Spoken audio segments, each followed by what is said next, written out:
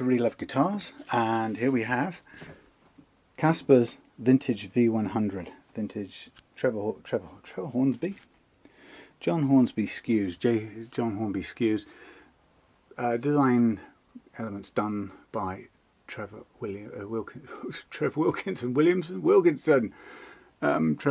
who breathed new life into the Encore and vintage brands. I can't remember, 90s now, somewhere in the 90s, late 90s. Anyhow, much liked Les Paul copies, fairly distinctive with the sharp pointy horns versus the Gibson, traditional Gibson. A few little blemishes here and there.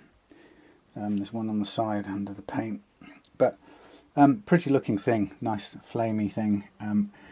Some people no doubt will ask, is that real or is that fake? And honestly, the answer right now, without taking the pickups out, I can't remember. I don't know. I'm also not sure what they use in the fingerboard right these days. This looks like Pau Ferro. To my eyes, it's got well, Pau Ferro or black wood, which I don't put anything else in here to show you, but it seems like it's got a kind of long pinstripe grain running down it. I could be wrong, but it's got more Pau Ferro style colours, of which I've got a little tiny fragment kicking around down here actually. Hello rainy summer, end of summer, goodbye summer. Here's a Pau Ferro bit, and this has got some. What's it got on here? Probably got on that side a bit of stain or something, but that's light, that's uncoloured Pau, it's light Pau Ferro, but when oiled it goes very dark and it's got very straight grain in that direction.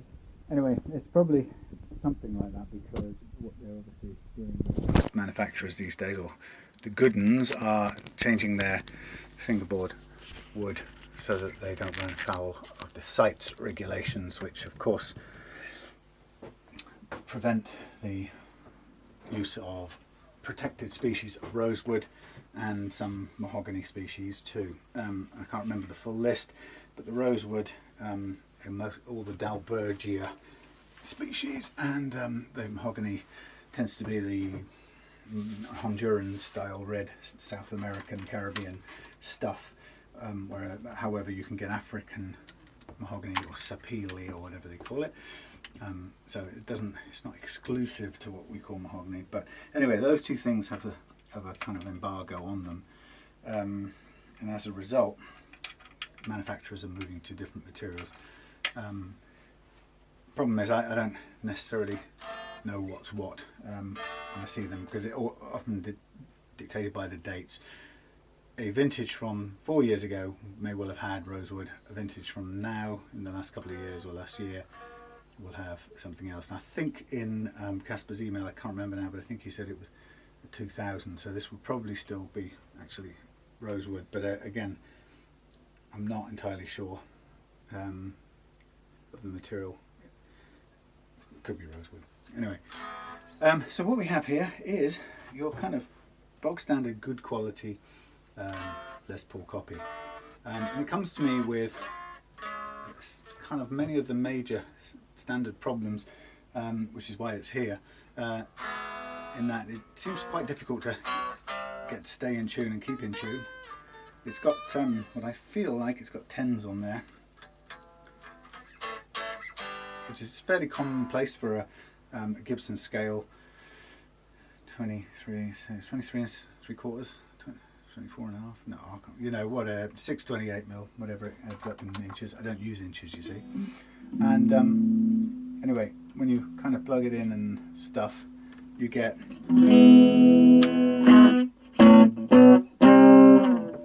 a fairly conventional sounding Les Paul output. My experience of these Wilkinson pickups, and these are Wilkinson, they're not Rothwell, I can't remember. But anyway, that's on the Harley Bentons. But Vintage used the Trevor Wilkinson stuff. Harley Bentons used to, and then they went over to Rothwell. Am I thinking of the Area 51? Rothwell, whatever they called them. Anyway, and my experience of the Wilkinson hot humbuckers is they're really capable. And I've occasionally put them in some things and wondered when I came to think about changing them for something more exotic, I wondered why I bothered, because they just seem to do everything you need to do, and I think Trevor Wilkinson really got it right in that department. Now this guitar came in, and the first things I can see about it are a number of things. First of all, the action's quite high, and I know that Kacper doesn't want it that high. It's also very high at the first fret, despite having gone to the effort of putting a new bone nut in there and shaping it very carefully and all the rest of it. The action is just a bit too high, and as a result you go sharp on the first string, first frets, and you can demonstrate that. I mean, you can demonstrate it if you want to kind of stress the point. You can make pretty much any note go sharp if you press hard on the first frets, but that was sharp or G there.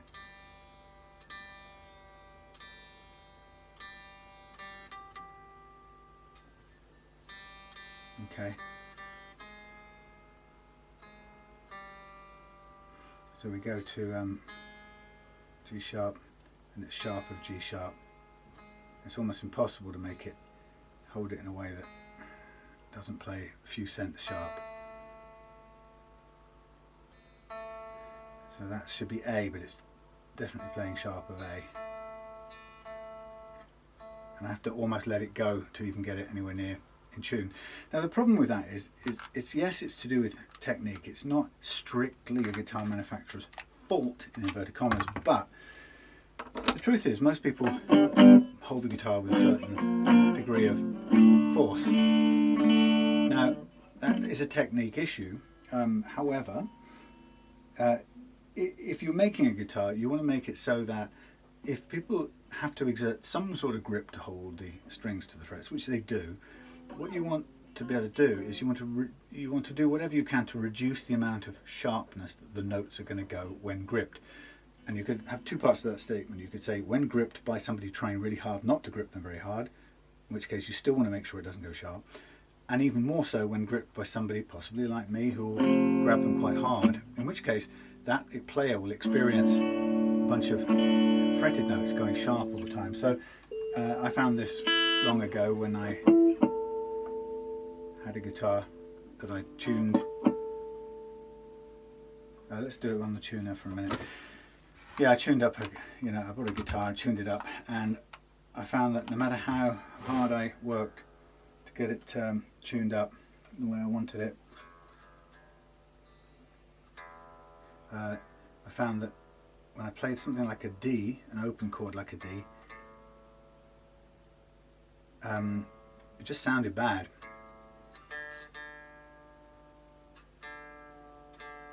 And no matter what I tried, I couldn't seem to make this guitar sound right. So I found myself going back and tuning again and again. So that's technically right in tune. And so you go, plug it in and you go, right, perfectly in tune. And then you play a D. And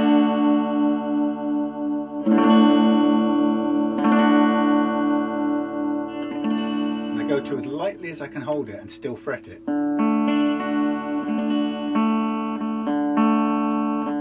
It's always between the D and the G string being fretted, or the open D and the G's. It's always the teller. That's what.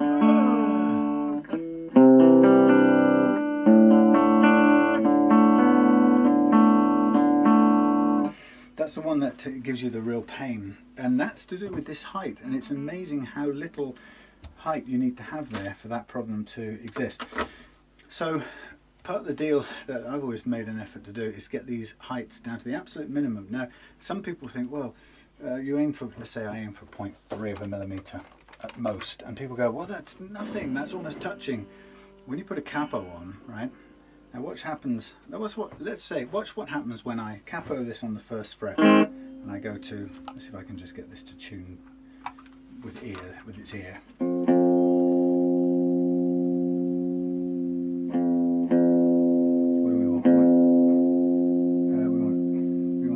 Sharp, don't we? No, it's E sharp is F. What am I talking about? No, hey, E sharp F, E flat, E sharp F, I want F.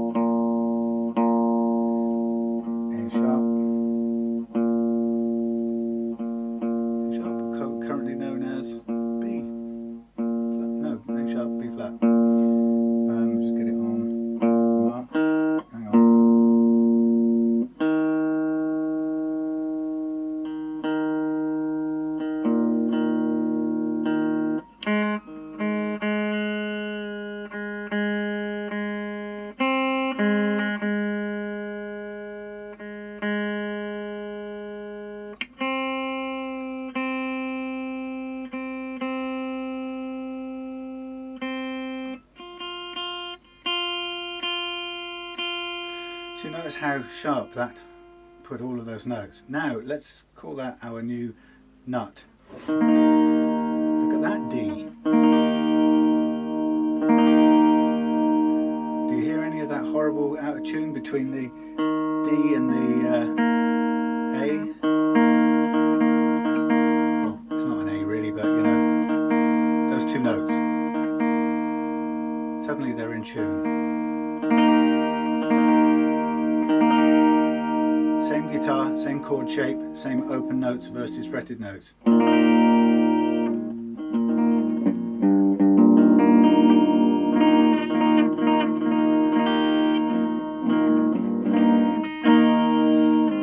So that seems to make it play properly, and then you look at what's this angle, what's this action down here? Oh my lordy, practically nothing. If you measure that, that will be about 0.2. So 0.3 is conservative, and that's what I aim for. On a lower action, when we lower this action, that will probably come down to somewhere between 0.1 and 0.15 of a millimetre over the new first fret when it's capoed. So point of that is that you can see that it takes almost nothing for this guitar to play, and that you can also see in that little experiment that removing this nut from the equation and kind of using a fret as a nut solved the detuning issue down there, which made open chords not play in tune, which is pretty good. So that's what we're going to do, and you can do it by cutting the nut slots to the precise height if you want. We've agreed that I'm going to do it by putting on an adjustable Tusq nut, which I will make a custom base for.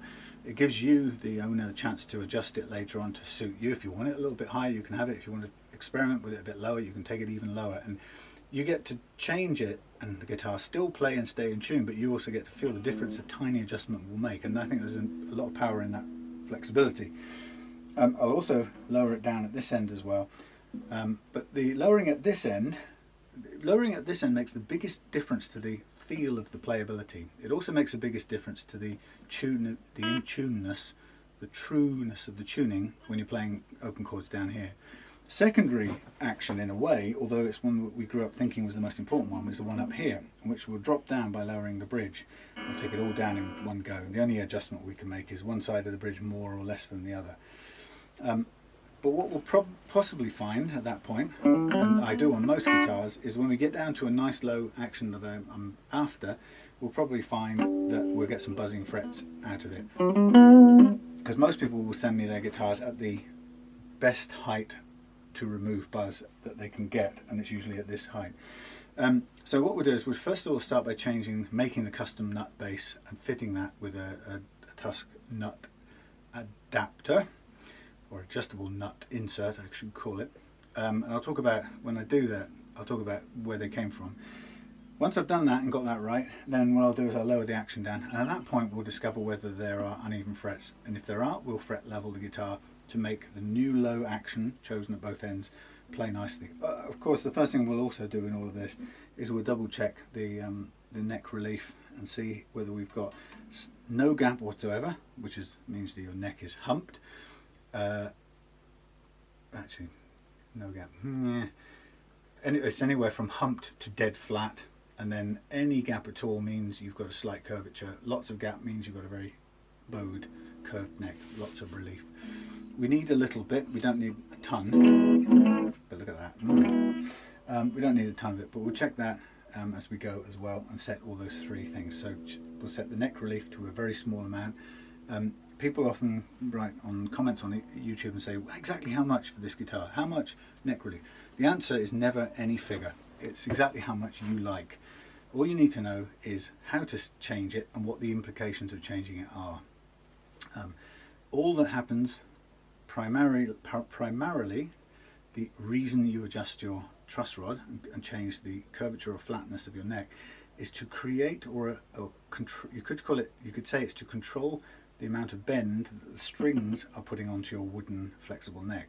So typically, whatever your truss rod is set to, when you put the strings on, they'll bend the neck a little bit, and you can control that bending by countering it with the truss rod, which flattens the neck out, or you can, if you don't have enough curve for your liking, you can bend it more. That's what the truss rod does. It's the primary reason you adjust it, is to give your strings more or less room to spin near the centre, because they do flap about more, like any skipping rope, you know, it flaps more in the middle than at the ends. Not that we go out skipping much these days.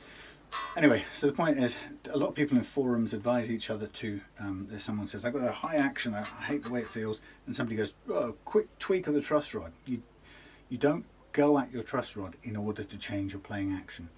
What's true is that adding more relief, curvature in the neck, right, changes the playing action in the middle of the neck where the curvature is at its greatest, right?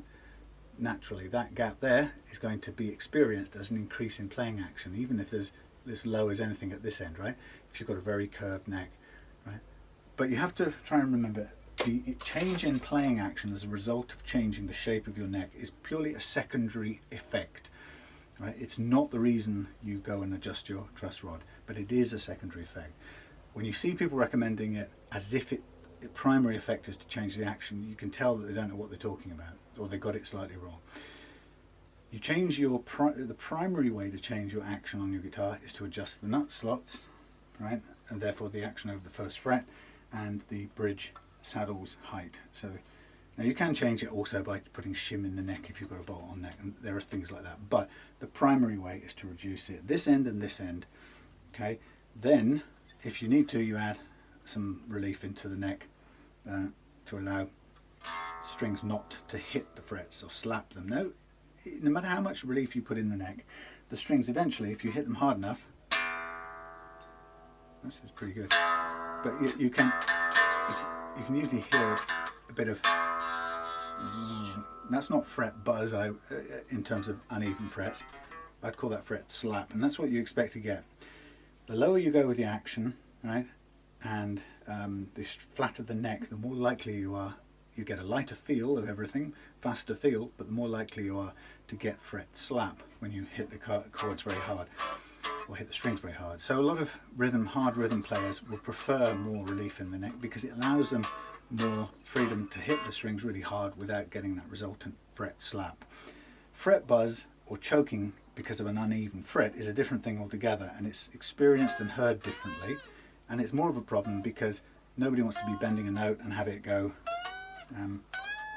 Let's see if we can just give it an example of it. If we change down, oh, this has got a slightly different style bridge on it. That's nice. It's a more modern-y thing. It's kind of got a Gibson look to it. Don't know whether it's a replacement, but it's not what I usually associate with. There you go. So, action. What's the impact of high frets? This. And if we hear it as a played thing, the middle of your solo doesn't go down very well. And that isn't even particularly low. So that's the effect of a high fret, okay, and we're going to end up taking that down. I just quickly lowered the action just as an example to reveal the high frets and the effects of them. There you go. So it's only on that bend there, and it's probably because the fret, this fret here is high, and we're bending across, and it's choking out of the peak of that fret. Okay, so that's why we do fret leveling, but we know how much we've got to do once we've set the other parts. So I'll get rid of this for a minute and get on with the job at hand. That's a bit, you know, some people say, why do you rabbit on so much? I rabbit on because if you've come to this video and you haven't seen it before and this is your first encounter, I do wish to explain what I've learned about the basic principles. Now, I don't claim to be the world's expert on anything. I just speak of what I've learned by first-hand experience, and my first-hand experience comes from having done well over 1,000 setups like this in this method by now. So it is lived experience, okay? I'm not somebody who's read a few forums and, you know, or I've gone to the church of a particular way of doing things and then become very dogmatic about it and I'll fight for that position. I argue or propose. If I propose a hypothesis about something, which is usually about the way I do something. It is and will be because I've done it this way several hundreds, if not thousands, of times, and that the results of my experimentations, aka the setups, has proven, has borne out the hypothesis, has proved the hypothesis to be correct. Okay, so it's not I believe this, it's born out of experience. So, hello Morris? Is that young Morris? Maybe somebody crying out there. Okay, so the first thing I'm going to do is I'm going to do the check again for neck relief. Now, some people like to check in different ways, and again, it doesn't really matter as long as you get what you're doing, right? Sometimes people say press down the low E against the last fret and against the first fret, and if you don't feel confident to stretch your fingers or you haven't got large hands, capo the first fret, so the low E is touching the top of the first fret, hold down the low E on the last fret, and then they go 17, 8, 9, 6, 5, whatever. People quote different numbers. Pick a point halfway. That's where your string is going to spin. Well, actually your string is going to spin the most technically around about here. But this isn't going to be the middle of your neck curve. If your truss rod extends from about here down to about here, the midpoint of the truss rod is going to be there. And the midpoint of any neck bend technically should be there. Now, this is complicated on a Les Paul because this chunk of the neck here, first of all, it thickens to twice its thickness from here onwards. So within 2 frets, it's twice as thick. And then from here, so it's twice as thick and stiff by there. From here inwards, it's glued into a great wodge of mahogany. So the point is that between about here and here, it's hardly going to bend at all, which gives you a kind of interesting sickle shape, right? You've got the blade and then you've got the flat handle joining the blade, which gives you a kind of knuckle here, where this can't bend the way this is bending. That's if you can be bothered to go into that depth. What are you saying, Sid? Who are you talking to? Funny cat. Anyway, so given that this is the most curvy bit, some people like to start their measurement from there, between there and the first fret. It doesn't make a massive amount of difference, but let's say we look at it between there and the first fret, and we go halfway roughly. And I can see there is about, my eyes will tell me, that's about 0.2 mil. Now this is about right to start with. Now remember I said there's no set figure. If there's none, I can guarantee you're going to get fret slap and you won't be able to strike the chords very hard. You might get a very fast playing shreddy type guitar, but you're going to get fret slap from where the strings hit it, and actually you might also get a bit more fret buzz because the frets are all kind of in a level, and your strings will be more sensitive to the uneven frets. But like I say, 0.2 of a millimetre is a good start point. Okay, you can start almost dead flat if you want to, but be aware that you may end up wanting to increase the curvature to give yourself more room. I would recommend you start at 0.2, but before even that, I recommend you take the cover off and turn it and see what happens to this measurement. Wow! But more importantly, when you've changed it and you've suddenly got more of a gap between there and there, or more of a curve here, see what it feels like. Okay? Don't keep it as numbers. Numbers are irrelevant. It's the experience you're aiming for, right? The playing of the guitar. And for you to know what happens when you crank something and how that makes it feel is the critical thing. Don't follow someone's numbers from a spec. Of course Fender will have a thing they start with, or Vintage will, oh, in the factory, they're only doing that for quality control purposes. 0.3 out the door.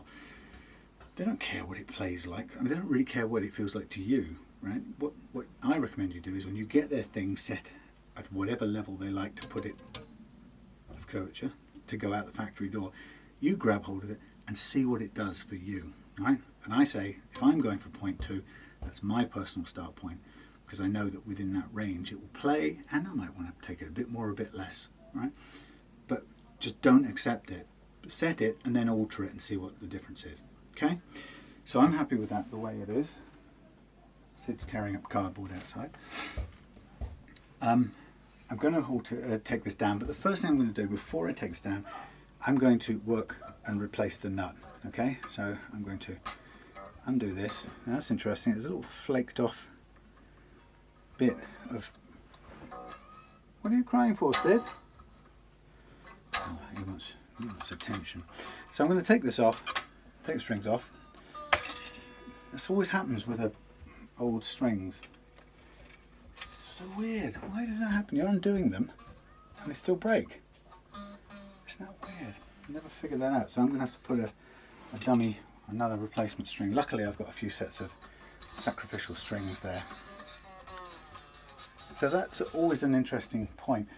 That broke at that end, so there was another thing I forgot to mention on this guitar that I noticed is the brake angle over the saddle. It doesn't have to be as extreme as that, so we could bring up the stop bar a little bit to make it a bit less extreme. What's the difference, you might add? Well, if you bend strings, that's going to try and pull across the saddle a bit more, and if it's pressing right down, that may be under a bit more strain than if it was a little bit higher. The only thing you technically need is enough brake angle for the strings to resonate cleanly, or to vibrate, sorry, oscillate cleanly or whatever. It's not even like an acoustic guitar where they've got to push down and make the correct amount of vibrations. Oh look, vintage of, is this a vintage thing or is it a modification? Because this is now got a one screw truss rod cover of a different shape. This isn't what I would normally expect with vintage, so again, maybe it's something that Kacper's added or somebody's added in aftermarket, or what do they call it. Okay, so I'm just going to stop and go and see what the cats want a minute, and I'm going to gently tap this off and get ready to fabricate a new one, whilst also finding a replacement string, because we all need that string for the fret leveling process. I mean, this is a sort of a Tusq like material, and we could probably cut this down to the right heights and it would perform nicely, but we've agreed that we'll go for the adjustable one. And from my perspective, I've got it on all of my 3-a-side guitars because I just love the adjustability of it and the flexibility of it. Anyway, I'll talk that through in a minute. Let me go check the cats. Hold on. Hey, back again. So what I've got is the bass that I made earlier. Big lumpy thing, but it's beautifully cut out and shaped so that it takes the nut in the insert perfectly. Now these things, as far as I understand, these were designed in response to a problem on Gibson's own 0 fret nut that they invented at some point. Let's lift this up a minute. At some point along the way, Gibson always had, well, their standard Les Pauls were, the nuts were always badly cut and often plastic to begin with. So they started making a 0 glide nut. It was a different construction, which was a brilliant innovation. Let me just give you an example. Can I do this? I always mess around with this. Oh yeah, we can get to there. Look at that. So they made this thing, so I can remember how it went. How did it go? Can't quite remember. So they had a sort of like a sort of a thing, a bass type of thing, and into that bass went I'll rub this out in a minute. So into that thing went a kind of adjustable thing. I'm probably drawing it wrong, but it's kind of like that.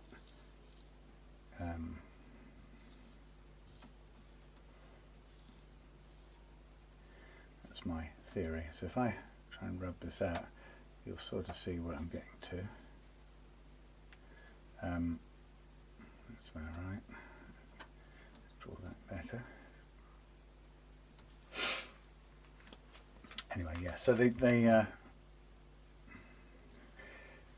that kind of thing that was shaped like that, and what you had was you had notches down there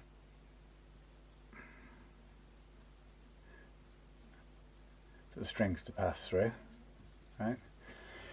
And the strings came in from the headstock through the thing and over the top of this, which acted as a 0. Basically, that was a 0 fret. But of course the wonderful thing, and that went off down the guitar, but the wonderful part about it is that they had here 2 screws, which grub screws, which you could wind up and wind down so that you raised this inner part up and down to raise and lower the action. Okay. Ta-da!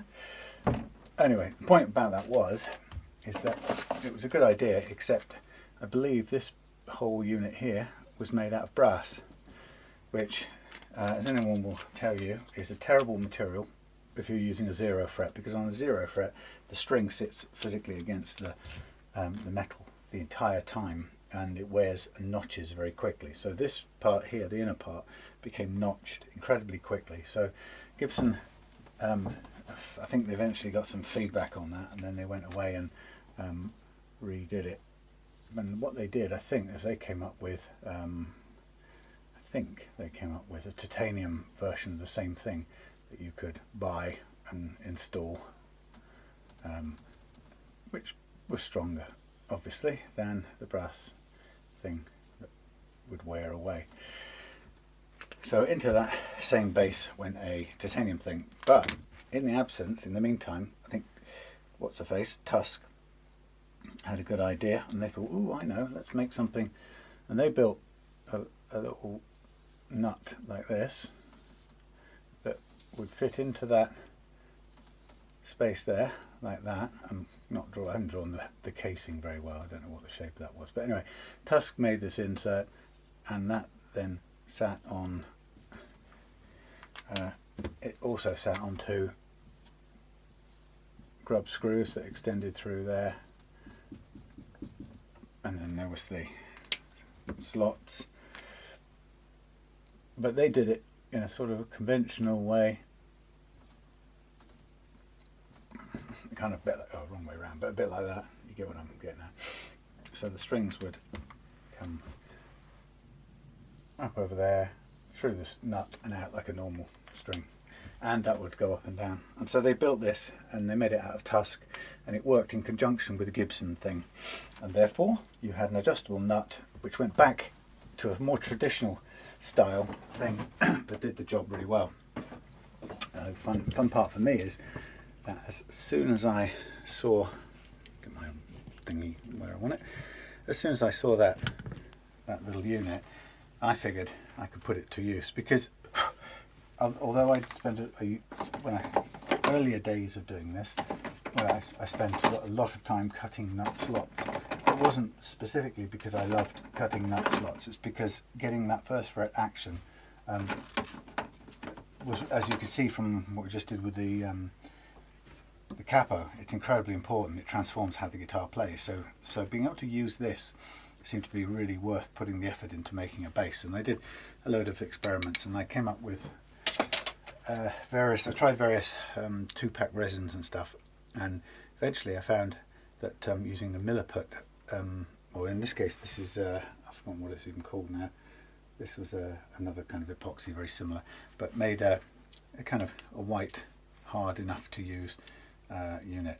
And so I basically pressed these into the stuff while it's wet, and now I'm going to shape this to fit. Now I'm going to go over here while you can't see exactly, and I'm just going to cut these with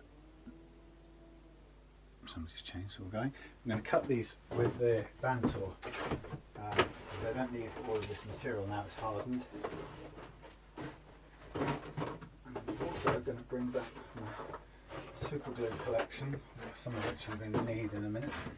Just leave it there. Bear with me, won't be long.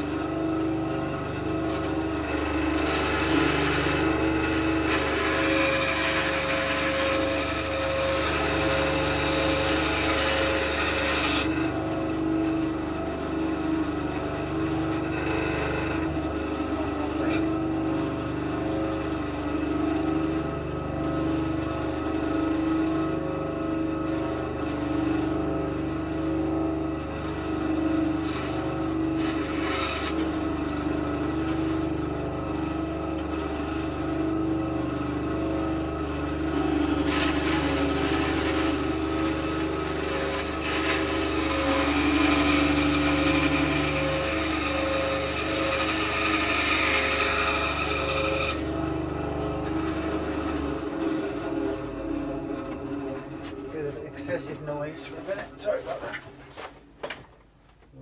A large amount of noise to get not an awful lot of material cut off. But anyway, the point is, I've just cut off the bulk of the excess material. So the first thing I'm going to do is I'm going to start shaping it down to where I need it. And I can double. Let's just have a bit of extra light here. I'm just going to check where the writing impression is. Okay, that'll be the front edge. Okay, so the front edge will always end up flush with the unit, with the nut unit itself. So I've got two different grades of paper here. So this is the process of wearing it down to the right size.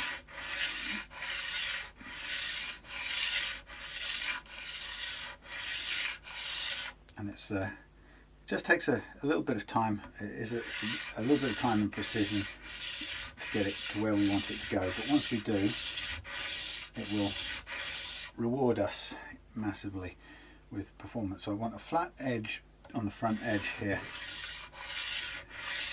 Keep it nice and perpendicular. And we're not far off. We'll just cut through all this excess in a minute.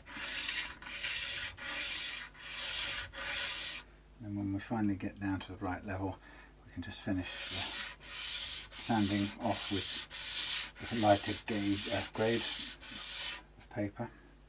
So we're just about on the mark there. A tiny bit more, just check it for flatness. A little bit more off the bottom edge. So a bit of wearing down to the precise place we want it. And then we're ready to go, and that bit will sit flush up against there. And then while I'm at it, so we can always put it in place, have a look, and it's still too much, too big. So we now do the back end of it, and we usually find that it pretty much works out to be the same thickness as the nut, in this case, or the insert I should say.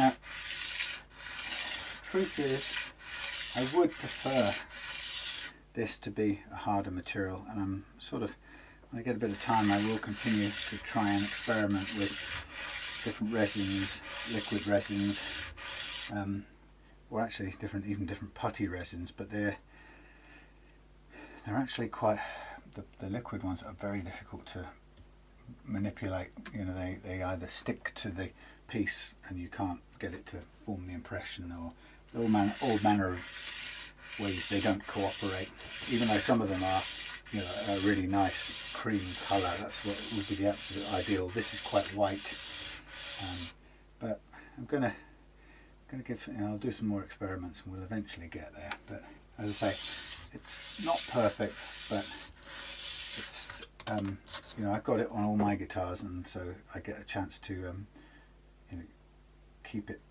using it and make sure that it continues working and that it's strong enough. And so far I have no issues with it.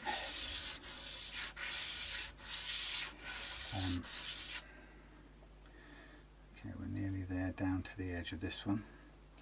So again, we can sort of gauge the get the right side, you know, right way around. We can just gauge the fit, and then it's still too fat all round, and then continue working it. It's not critical if you catch the front edge of this and take a little bit of the Tusq nut part off, actually, the adjustable nut part. You don't lose anything. You've still got, the nut will still function. So you can keep going basically until you run out of run out of Milliput material, and it's now right up against the front of the nut.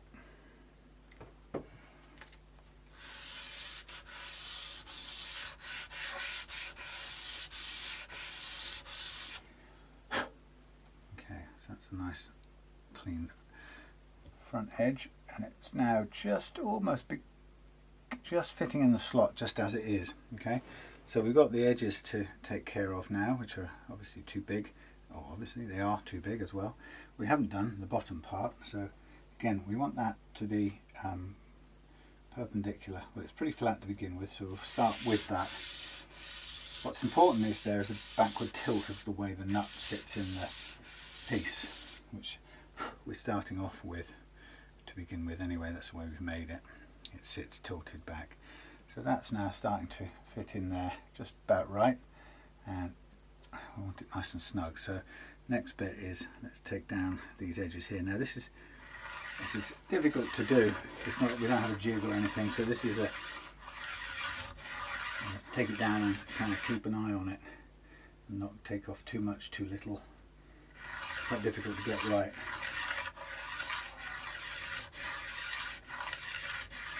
So to keep stopping and checking just to make sure.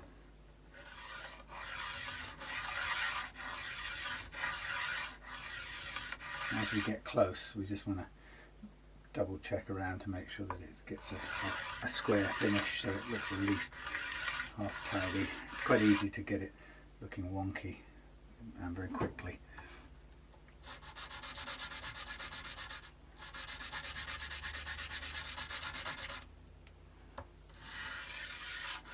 As I say, unless I had a square thing to push it up against, you might be able to get a better square. Anyway, so it's all by eye at this point.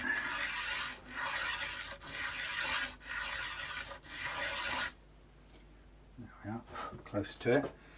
So you can see we've now got rid of the bulbous sort of leftover stuff, and there we're now starting to fit. Now the thing about this unit is, because it's a little bit roughly made, we can get rid of some of this extra material. Now that does end up leaving a gap, but that's absolutely fine. It still works, and these nuts will always have something of a gap in the way they function. It's cosmetic only. Okay, so we'll make sure that it's evenly done. The base is now set right, and this is now just dealing with the edges.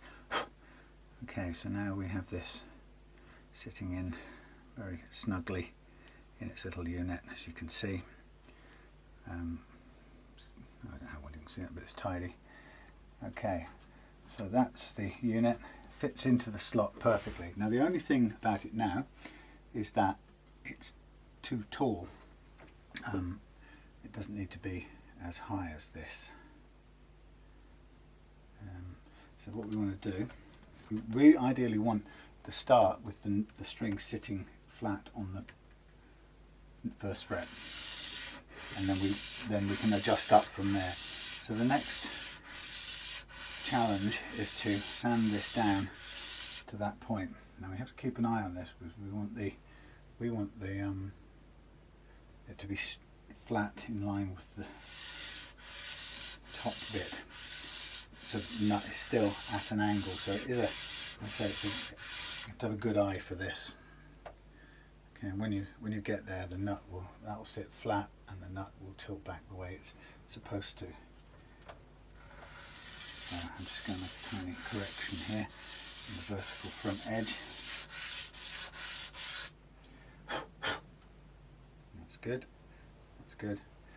So as you see, we're getting close, and then we put it on. And if you don't quite know if we're there yet, just get your string and put it on, and it's still, I don't know whether you can see that now, it's still sitting too high. So we've got more to take off. I made sure, by the way, before we started, that the adjuster screws are set recessed, so they're not standing up. Well, one of them is slightly, but mostly they're not. So the idea is that they're not holding it up, so we can only go upwards from there.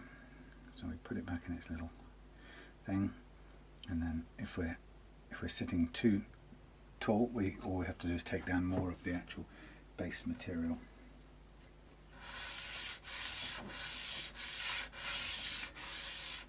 And again, make sure it's even all the way across. It's better, if anything, it's better that the insert part sits a little tilted back, if at all. If anything, it's going to sit in any direction.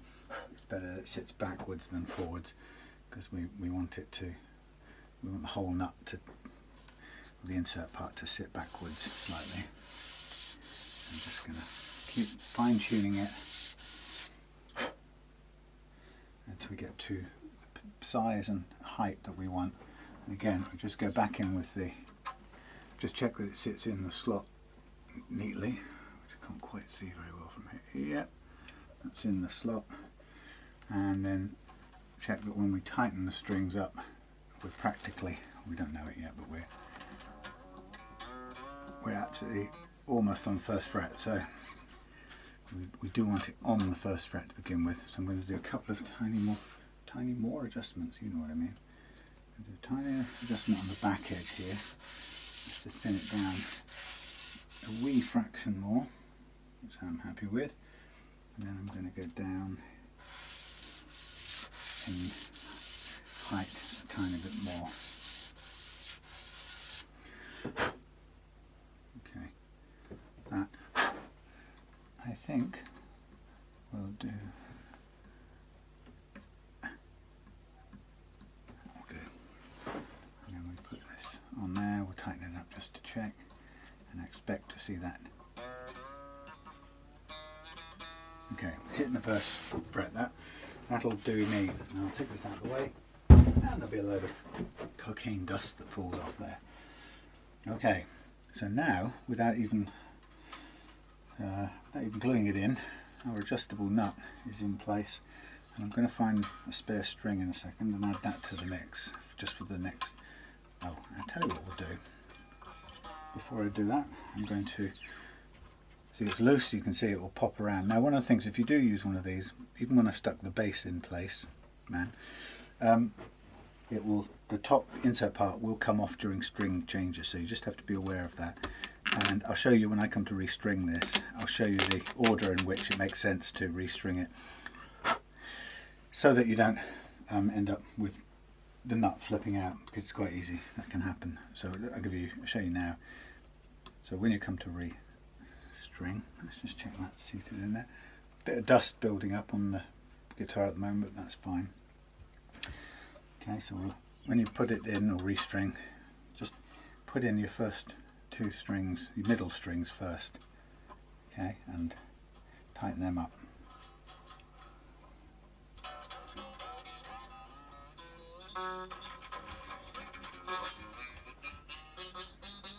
Okay, and that will hold it in place without it tipping one way or the other. And that one, and then that one.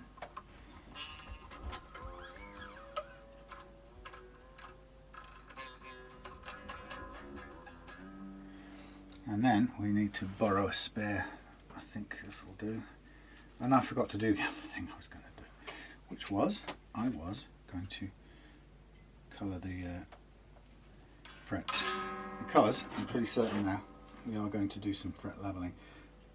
Now, the problem with pulling out very fine strings, used strings, is that they have a tendency to catch hold of the rest of the strings and snag.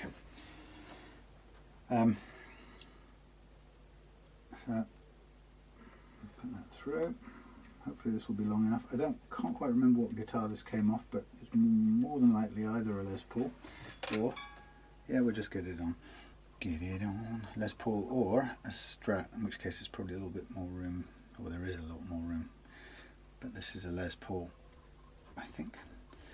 So we'll just get it looped onto there. It may be a 9, but it will be close enough for the purposes of what we're doing. Okay.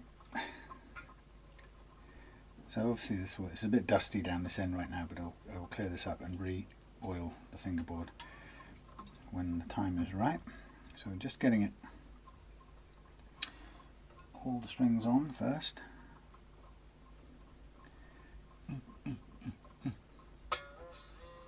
Right, now also I forgot to buy a new one. What I need to do while we're at it, this is a bit silly now because I'm going to take all of these off again, is I'm going to colour all the frets with permanent marker, and that's just to get this thing ready for fret levelling. which I've already demonstrated when we lowered the action. I've already demonstrated we need fret leveling, so it's no surprise, or we're not going off on a funny tangent.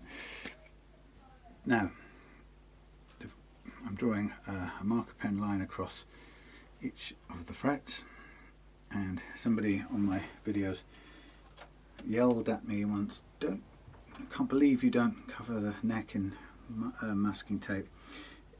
Funnily enough, if it goes on here, first of all, if you don't feel confident using the pen, then do. You're going to need to mask the frets off, the fingerboard off anyway, so no harm in doing it first. I'm just that kind of character that I feel fairly confident in using a pen that I don't need to. And on a rosewood fingerboard, I'll just throw the other one away because it's crap where it's gone. That one's dead. On a rosewood fingerboard, you remove it much more easily. If it was maple, I would probably put some masking tape on first, but with rosewood I feel confident in painting it. And I've got a steady hand because I've always been an artist or a painter or whatever. I can use a pen fairly well. Right, so now what I'm going to do is I'm just going to tighten all these up a bit. And they're all obviously hitting the first fret at the moment. Pretty much, not all of them, but nearly all, which is what I intended.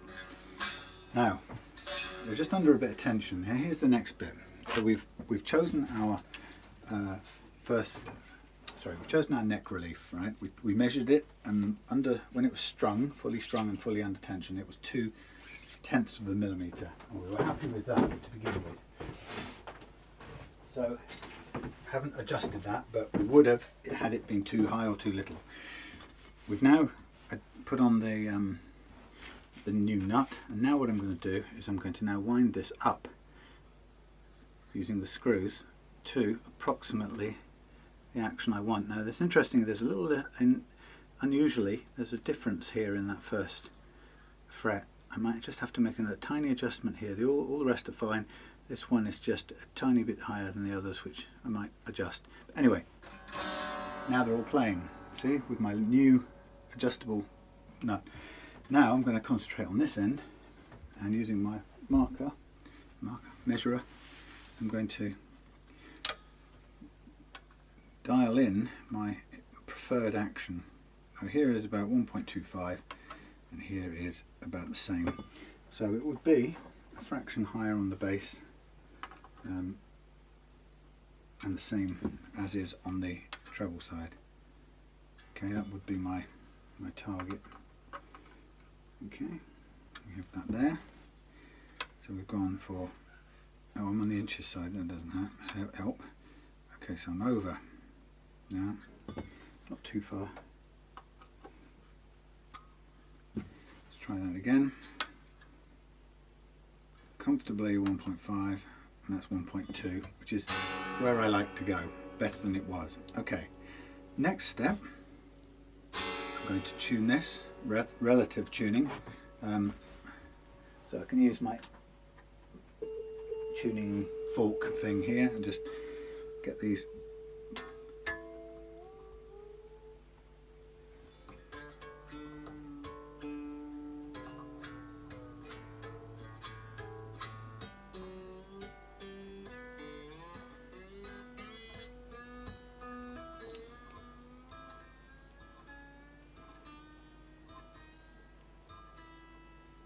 that's a bit crimped, that string, so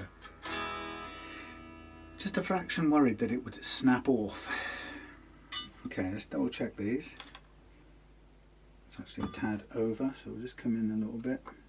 Now with this action, what I'm doing is I'm setting my ideal target action for this kind of guitar, which I'm confident it can do, which is 1.5 and 1.2. So 1.5 measured on here, and a gradient across to 1.2-ish on the high E, and the gradient is kind of slightly crudely fixed by the radius of the bridge, or the bridge has its own radius, and we're just lowering one end slightly more than the other. It's a bit stiff on that end. Right, so that's kind of where I want the action.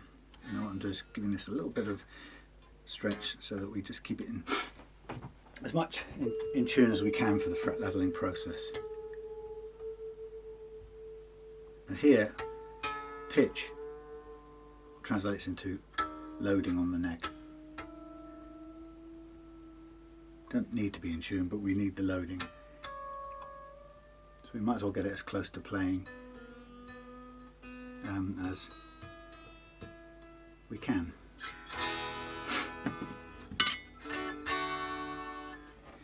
Okie dokie, right, now the next fun part. Okay, we have the frets marked up. We've got double check and reality check. We have got the neck relief set at 0.2, which was what it came with. Okay, that's fine. We have the first fret action set. I could measure it. Actually, the high and low E probably need just a small tweak, which I'm going to do because they are they out? I don't know, barely. Okay, let's go in on there. Okay, let's go down a tiny bit, which means dial this counterclockwise. Again, as low as you like.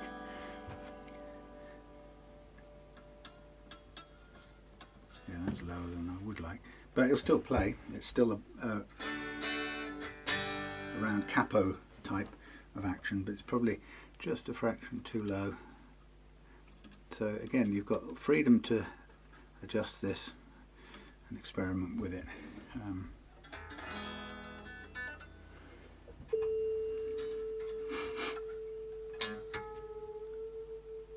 Obviously, raising it or lowering it will also change the pitch.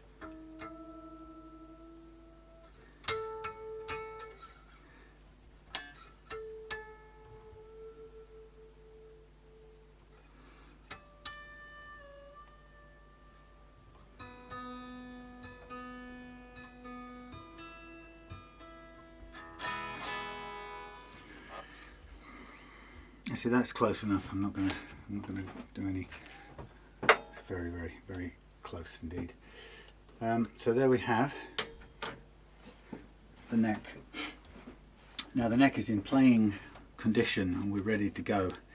So what are we going to do? Well, with the neck curved in playing position, we're going to level the frets. Now, some people who come to my web page, no, my Facebook, no, my YouTube page, and see this get a bit confused, and it's a process or a method that it's kind of logical if you think about it. Okay, actually let's do it as kind of, there's a few things to get your head around in here, but they're quite elegant in a way, and so it's worth focusing on them. Let's exaggerate. There's our neck and there's our strange handle of the sickle, as I call it. Along there you've got, forget the spacing for a minute, but along there you've got some frets, okay? And look, there's one that's really high, for example. And normally what people like to do is they take that neck and they flatten it like this. This is how I did it to begin with, and then they have their frets along there, and then there's the high one, and then the others, and so on. And then what they do is they get a straight fret leveling beam, and they fret level across the top of all these frets. Not very good picture, but as you can see, it kind of takes off wherever the frets were high, and it brings them down, and that's great. And then you reprofile the frets to make them, get rid of the flat spots, and away you go. That's absolutely brilliant, and it makes a huge difference to a guitar that hasn't had the frets leveled.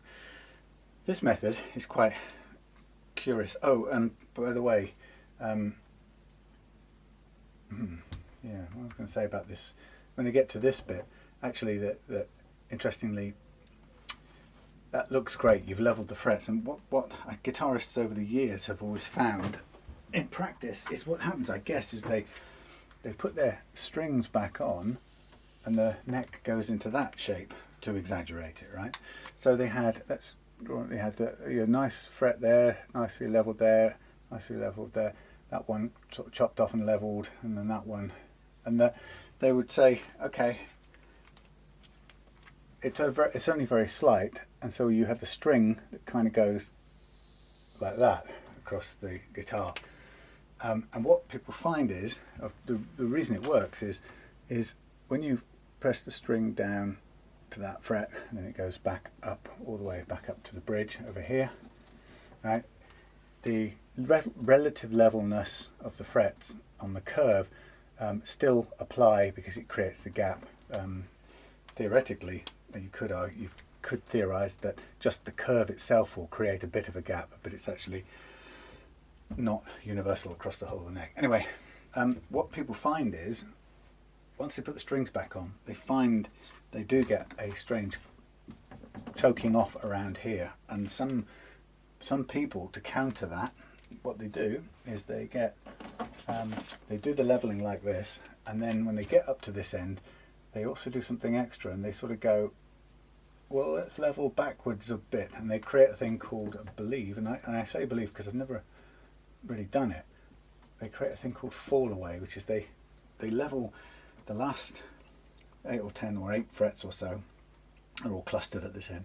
They level in a sort of backward slope, so that when they put it back into playing action and there's a bit of curvature in the neck, and this strange Les Paul hammer and sickle, or the sickle handle thing comes into play, this fall away thing sort of helps to mitigate this weird cluster of frets that will be upsetting this otherwise perfect system.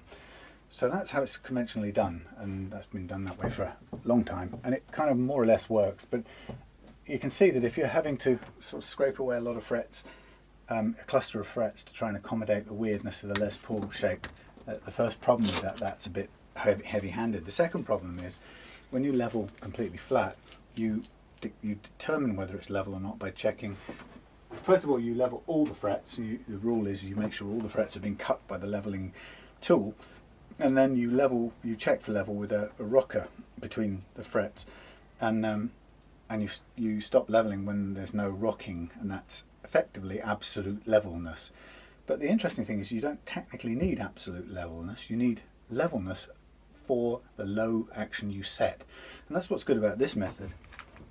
So what happens is we basically level this. We level this neck here. It's exaggerated, but let's say we level this neck here with a curved tool, right, which is curved to follow an approximate curve across all 3 points, or sorry, across 3 points. And we take a point there, we take a point there, and we take a point there, and we make an approximate curve. Now you can see straight away that in this case it does a funny thing at this end. This is highly exaggerated, but you can see that the curve tool will level when you press it. Obviously, when you bring it down into contact with all of these, it will level all of these if necessary, but it will also work a bit more heavily on the obstructing ones. Now this is exaggerated. It looks like it's going to chop the fingerboard. It doesn't do that, but what it does do is that in reality, it effectively imposes a curve back onto this hump, and it takes a bit more of these frets either side, this one and either side of it, and what you get is you imposed a smooth curve on this strange knuckly shaped thing, and that, with this method, is one of the beauties of it, is that I've never had to use this thing called fall away, which I think is good in one way because it preserves metal here. You don't take a heavy-handed approach to this. This fall away thing is there's no way you can check it. You just have to grind away until you think you've got clear of this weird Les Paul obstruction. So this method, because the strings are on, first of all, there's several advantages of it. Is first of all, because the strings are on and we're in playing configuration, I don't have to theorize about this cluster of frets up here. I can keep playing and do all the bends, and when they're cleared, I know it and I stop leveling. All right? That's the beauty of having the strings on. the hard thing to get your head round is how a curve can level a curve, but it can, because they're both the same. It's like an equation, you know, where one cancels the other out.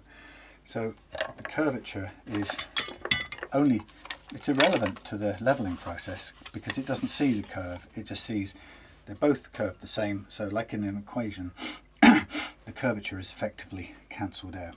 So what we do is we get various things. We get our truss rod leveling tool, we get our little hex key that we'll need, rubber spreader, and we start by placing the, this has got 400 grit on the bottom of here, we start by placing that on there, and we look and see how it touches these 3 points. Now in the middle it's missing it, which means the neck is more curved than this tool. So when I bend the tool, it's only an ordinary truss rod, we bend the tool and it bends pretty evenly across its length, and now it's slightly more bent than the neck, or slightly more curved than the neck. So I slack off a little bit, a tiny fractional amount, and it's now touching all three. No, it's still a tiny bit more the other way again, so tiny bit more curve, and then there comes a point where it touches all three simultaneously, and that means it's mapped pretty much to the exact, or not the exact curve because we know it goes up and hump, it's mapped to the notional curve as described by three equally spaced mechanical points.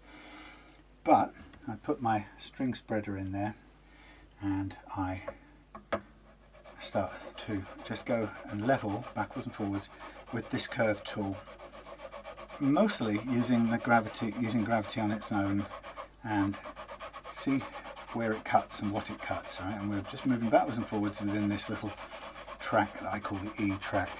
Right? So the first thing I'm seeing is, if I stop and look, cutting a little bit here, none there, none there, none there, none there, some there, some there, some there, some there, little bit, little bit, little bit, none, none. So it's cutting in at least 2 places and probably 3. So we're getting the right, we've got the right profile because it's cutting all across the neck. If it was just 2 ends, I might be thinking it's a bit straight, the tool is a bit straight, I need to bend to meet the middle of the curved neck. But as it's cutting in all 3 places, I know it's correct. Now, the first check you do with this, you're checking for 2 things all the way through. You're checking for single notes playing cleanly, which this will help you achieve, and then you're checking to see whether that bend that was choked off frees up. And when it has, we've achieved what we want. Now we won't know that yet because we know that when we bent it across, right, it was choking off, right? And so it's what, 12, 13, 15th fret, right? Or bending at the 15th fret. That's choking off. Now, for you to see this work, that will play in a minute. But of course, we're bending across into the B and the G track, so until we get there, we won't know if we've cleared it. So the E, the first check is, does the string play the note, every single individual note? Yes, it does. So I can move on to the next track. I'm using the same calibration because I can't really measure any further north, so I can only calibrate in the same place as the previous string, because there's no kind of real estate over here to measure for the first one. So I have to do the first 2 in the same place. So now I'm working the B track, and it's a mixture of experience and being able to play it and listen and feel. So remember, we're not guessing anything here now. This is the beauty of having the strings on, is mostly that we can physically hear any clearing. So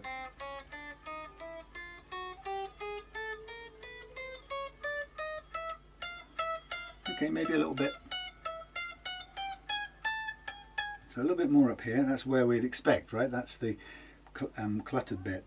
Then okay, we're losing it as we go across into the G. So, but we could do a little bit more. Now, what I'm going to do, as I'm going back to it, I'm going to recalibrate again in case we've just lost a bit of the curvature or increased it too much. So there's no harm in recalibrating on, and I try to do it north of the what I call the track that I'm working on, where possible. So I'm on the B, so this is between the B and the A string, that's north of that. Recalibrated it, it's still on the right curve, and I now am conscious that there's a little bit of squelchy notes up here, so I'm just going to add, keep the same curve, keep it down in the middle so it's touching. I'm just going to add, I suppose, a little bit more work, a little bit more pressure in the top part, just to kind of get it to do its work up there. Okay, now I'm not surprised that it's got that little bit of cluster up there because we know that this neck has a strange peculiarity in its shape. Oh, all Les Pauls do.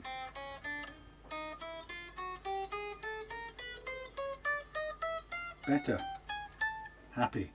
Now, no, still choking, but we're expecting that to be choking out on this one. Now this is the miracle bit, right? You want to see a method working in front of your eyes so that you, whatever reservations you might have about this, this is the bit, this is the bit that will sell you on the method, okay? Because you can't do this with any other method than this. I guarantee you that. There's no other way of knowing. And ultimately, why is this such a good benefit? First of all, you know you've achieved what you want. You've got the guitar playing the way you want at the action that you've chosen, because we've done the action first. But the reason it's really good is because A, you know it's done, B, you've done it for the minimum amount cost in fret metal. Right? Any other method is your arbitrarily leveling stuff. Right? You're just guessing. You have to put all the strings on and try it again in order to tell whether it's worked or not.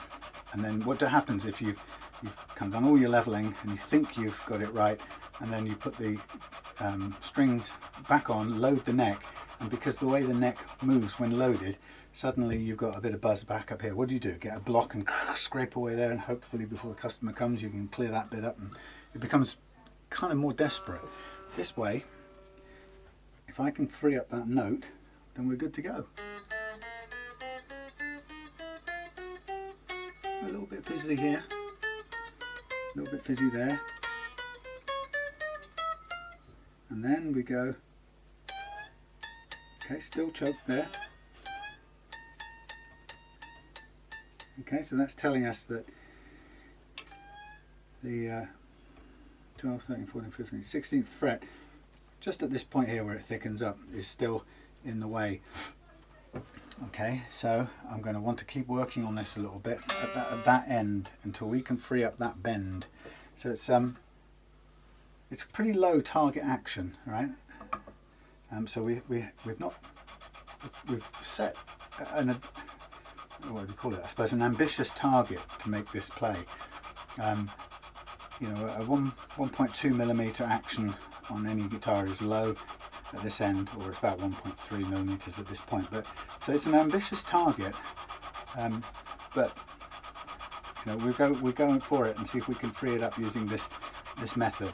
Now, if not, when you get to this place, if you can't do it, then you can make a tiny adjustment in the action. Sometimes you have to do that as a compromise, rather than, and it's only a compromise because I would do it rather than take more fret metal.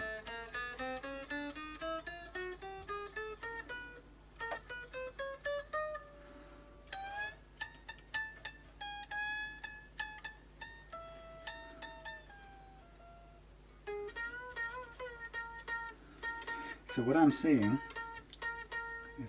is we've actually got a low fret here. Now that's always an interesting one. So that 12th, 13th, 14th, 15th, that 15th fret here is low. And the only question you've got at that point, and you can't know this, there's no way of knowing this until you reach that point. That's the difficult part. So, I mean, you can hear it. It's at that point there. You can hear it, and it's saying to you, it's fractionally low because everything else is playing, but this one suddenly feels a bit zingy. And it's because this one is just low enough to sink down as you're playing the note, but it also means that a bend on here falls into that low spot, right? And the only way you can do this now is you've got three choices. You either keep leveling, and you have to make a judgment on the amount of metal you've removed. Here it isn't actually that much, it's very fine paper, so I've got lots of room. You either keep leveling and you just eke out these little cluster here so that they're level, and then you can do it. Or if you don't want to do that, you feel you've taken enough metal already, or you don't want to take any more metal off, you can make a tiny upwards adjustment. And the amount of upwards adjustment in the action that you make might be the difference between 1.5 and 1.2 to 1.6 and 1.4 or 1.5. Now 1.5 last fret high E action on the Les Paul is a good action. I just go lower. So for example, I could give you a demonstration of that, so that if we know that we can't yet get that, free bend at that point. We're nearly there, but it's falling into that hole. If I went the tiniest bit of wrong way, if I did half a turn here, right, and played that note again, we're almost out, and that would have raised that to, well actually that's currently about 1.25, so we're a bit lower anyway, so we've got room. So if I went to there, and we're looking at, okay, that is, I would say that is just under just about 1.4. See, that tiny little adjustment there makes a difference to that bend. Just gets it through. It frees it up, but I still think it needs a little bit more work, because the truth is that's in a little ditch. Now the amount that a fret has to be lower than the others is incredibly small for it to stand out like this, and it's a sort of a worrying thing, because at this point in time you have to assess very quickly whether this is such a low fret that you pull the whole thing out and start again. Now pulling the whole fret out here and starting again is quite an involved thing, in that you have to some people go on about it as if it's easy. Oh, I'm not doing this one, I'm doing the next one. I might just do this one actually while I'm here. Some people make out it's really easy to pull this fret out and put another one in. Pulling a fret out right here, okay, and putting another one in is quite difficult. First of all, you've got to pull it, you've got to clean up the slot, you've got to find a gauge that matches this width and height, then you've got to set it in, glue it back in, press it in and get it right, and it will more than likely be taller than the ones that came from the factory, probably taller. If you get it wrong and it's shorter, you're where you started. If you get it right and it's taller, if you're lucky it's the exact height, it won't be, but you're more than likely it will be taller. And then what you have to do is you somehow have to level this single fret. Now, without going backwards and forwards this way, in which case you'll probably work a lot of other frets in the process, getting a single fret down to the precise level of the other without laser beams and machines is really difficult. And I hear people talking about it as if they do it all the time, and if they do, good on them, but in my experience it's a very tricky process. So realistically, the number of times I would suggest pulling a fret out and replacing it in a line of other frets because it's showing as too low, it's rare, because it's such a big deal, and it would have to be such a, you'd have to have such a massive step down, and you could kind of tell by getting a very fine edge. And if you were able to just put well, you have to cover three things, but get your fret rocker or something, and you would be able to see, if you had this perfect edge, you'd be able to see where in the middle, you'd be able to see where the gap is. And I'm not entirely even sure that with my best glasses on I can even see the scale of the gap that we're talking about here. Now the problem is, there goes my little thing, okay, I know it's on the floor. Let's say we can start, well I can barely see it. I actually can't, I can see there's a little bit of unevenness.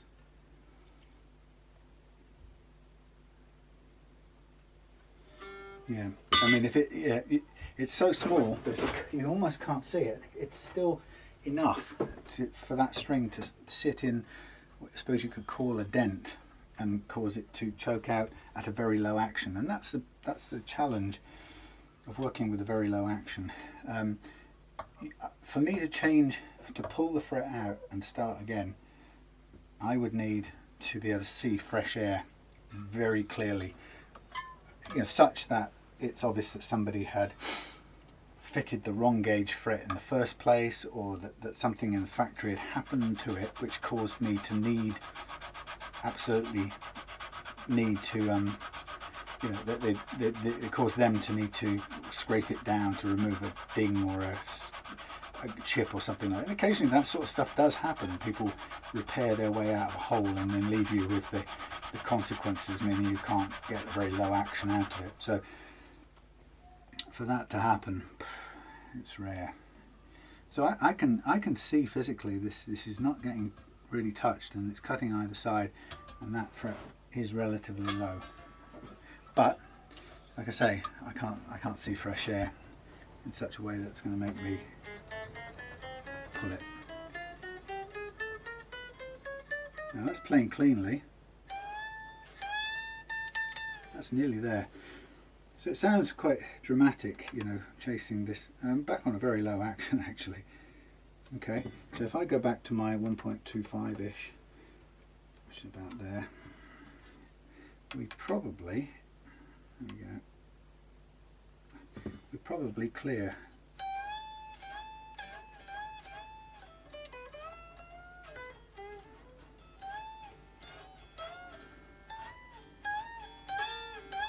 A little tiny bit more now. I'm getting it. I've got it on the run. I'm feeling my blood is up. But there you go. So we've stuck with what I think is the right approach. I would say that, but I think it is, because you can hear it's now working its way out. Whereas there's no what's the word? You can't fake the what you hear. You hear it. It's now playing and it wasn't. So we're getting there. I'm just going to do this last little bit of work on these frets either side of it, and then we should be there. And that isn't, I suppose, that little bit of lowness isn't really the result of the handle of the sickle.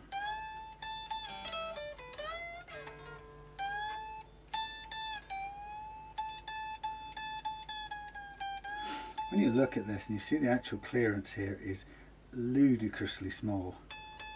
How that even plays. We have such a low action that you can't even see air. You can't see the gap. That's, in fact, I'm going to just go. That's very low indeed. I think that's going to be good.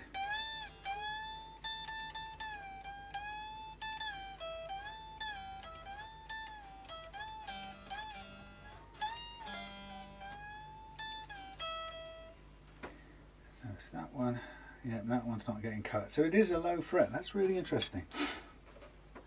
I'm okay with where we've got with that. So I'm now going to move on to the next track. I'll keep my granddaddy glasses on in case we encounter any more of these things. Now I can I need to just curve a little bit more. You will find that the relief curve in the neck can change as you go across the neck. Only a very tiny amount, but it does just vary. So that's why I'm recalibrate between each track, I suppose. And that's still gone back to too flat.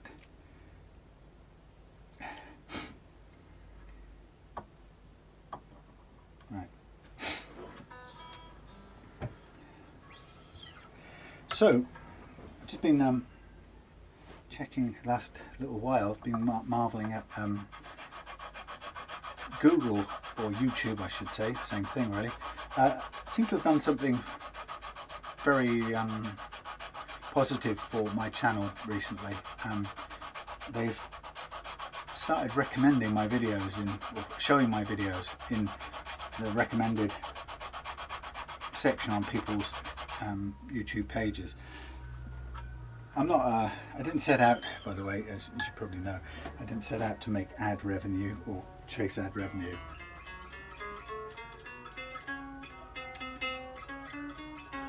Little fizzle there. Go back and do a tiny bit more. Yeah, I didn't start out that way.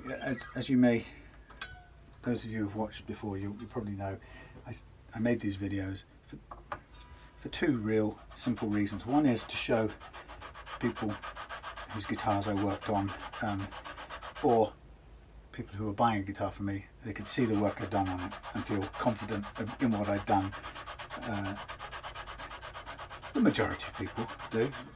The occasional passing luthier or somebody comes in and tells me what an idiot I am and how much I've got it all wrong and all the usual stuff, but anyway, I've learned that that's normal. So that's the first reason I made them, to show people, give people confidence in what I've done, and also because I actually like to explain and show what I'm doing, and I was a lecturer for many years in previous career, and it's comfortable for me to talk to a camera. I don't have a problem with it.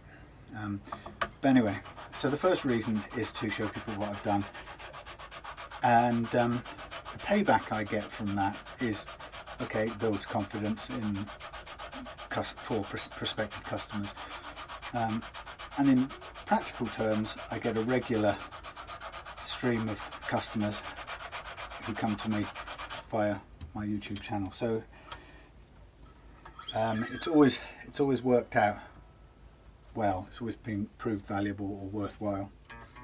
I've always had a good payback from doing it.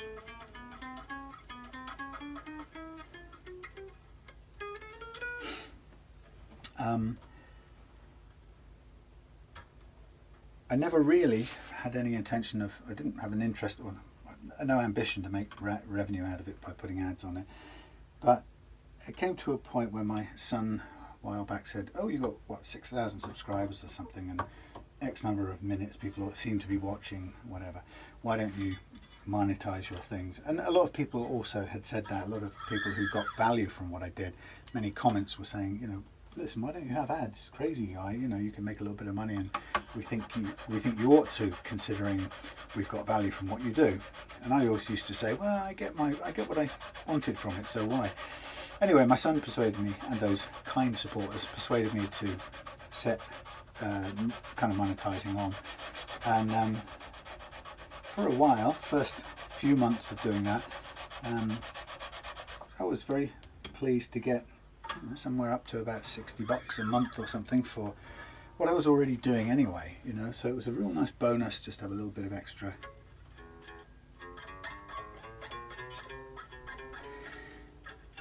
Coming in.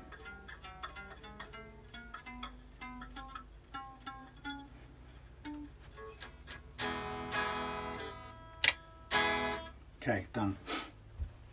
So yeah, and then, like I say, after just recently, I think back in May, I noticed I switched on I didn't really look much, but I occasionally would look into it, and I saw happened to be in the back door part of the YouTube channel thing, and dashboard I think it's called. Anyway, I happened to notice that wow, the money has gone up, and the number of viewers has gone up, and the number of subscribers was going up, and I was very pleased with that outcome. But it took me a little while to figure out why, and I noticed that the traffic, or the money, revenue, or whatever, was coming from, not from subscribers, you people, most of you, but it was actually coming from recommended sources, and I didn't even really know exactly what that meant until I sort of stopped and had to think about it and had a look at, you know, how my own YouTube experience was configured, and I saw that, of course, there were things that YouTube decided were relevant. If you were interested in one thing, their algorithm would choose a relevant thing and give you that to watch. So it seems that Google started showing or putting my videos in the relevant department of people's YouTube experience, and that means that yeah, I've it's a sort of nice virtuous circle, in that the number of people watching or getting it recommended is increasing, because I guess the number of people contributing has increased, commenting and so on, and along with that then the ad revenue increases. But the more people look at it and the more people comment, including unfortunately the negative ones, the more the payoff despite that is that the more Google thinks it's relevant and the more it recommends it. And after having done that with one particular video for about a month and a half or 2 months, I suddenly noticed that Google was also doing it with another one, or YouTube was recommending another one of mine. So, but it's really funny because out of 650, 675, I don't know what it is, 650 plus videos, Google or YouTube is recommending 2 of mine, and that income boost came all the way from, comes entirely from two videos, and it's all because Google thinks they're relevant and therefore puts them in.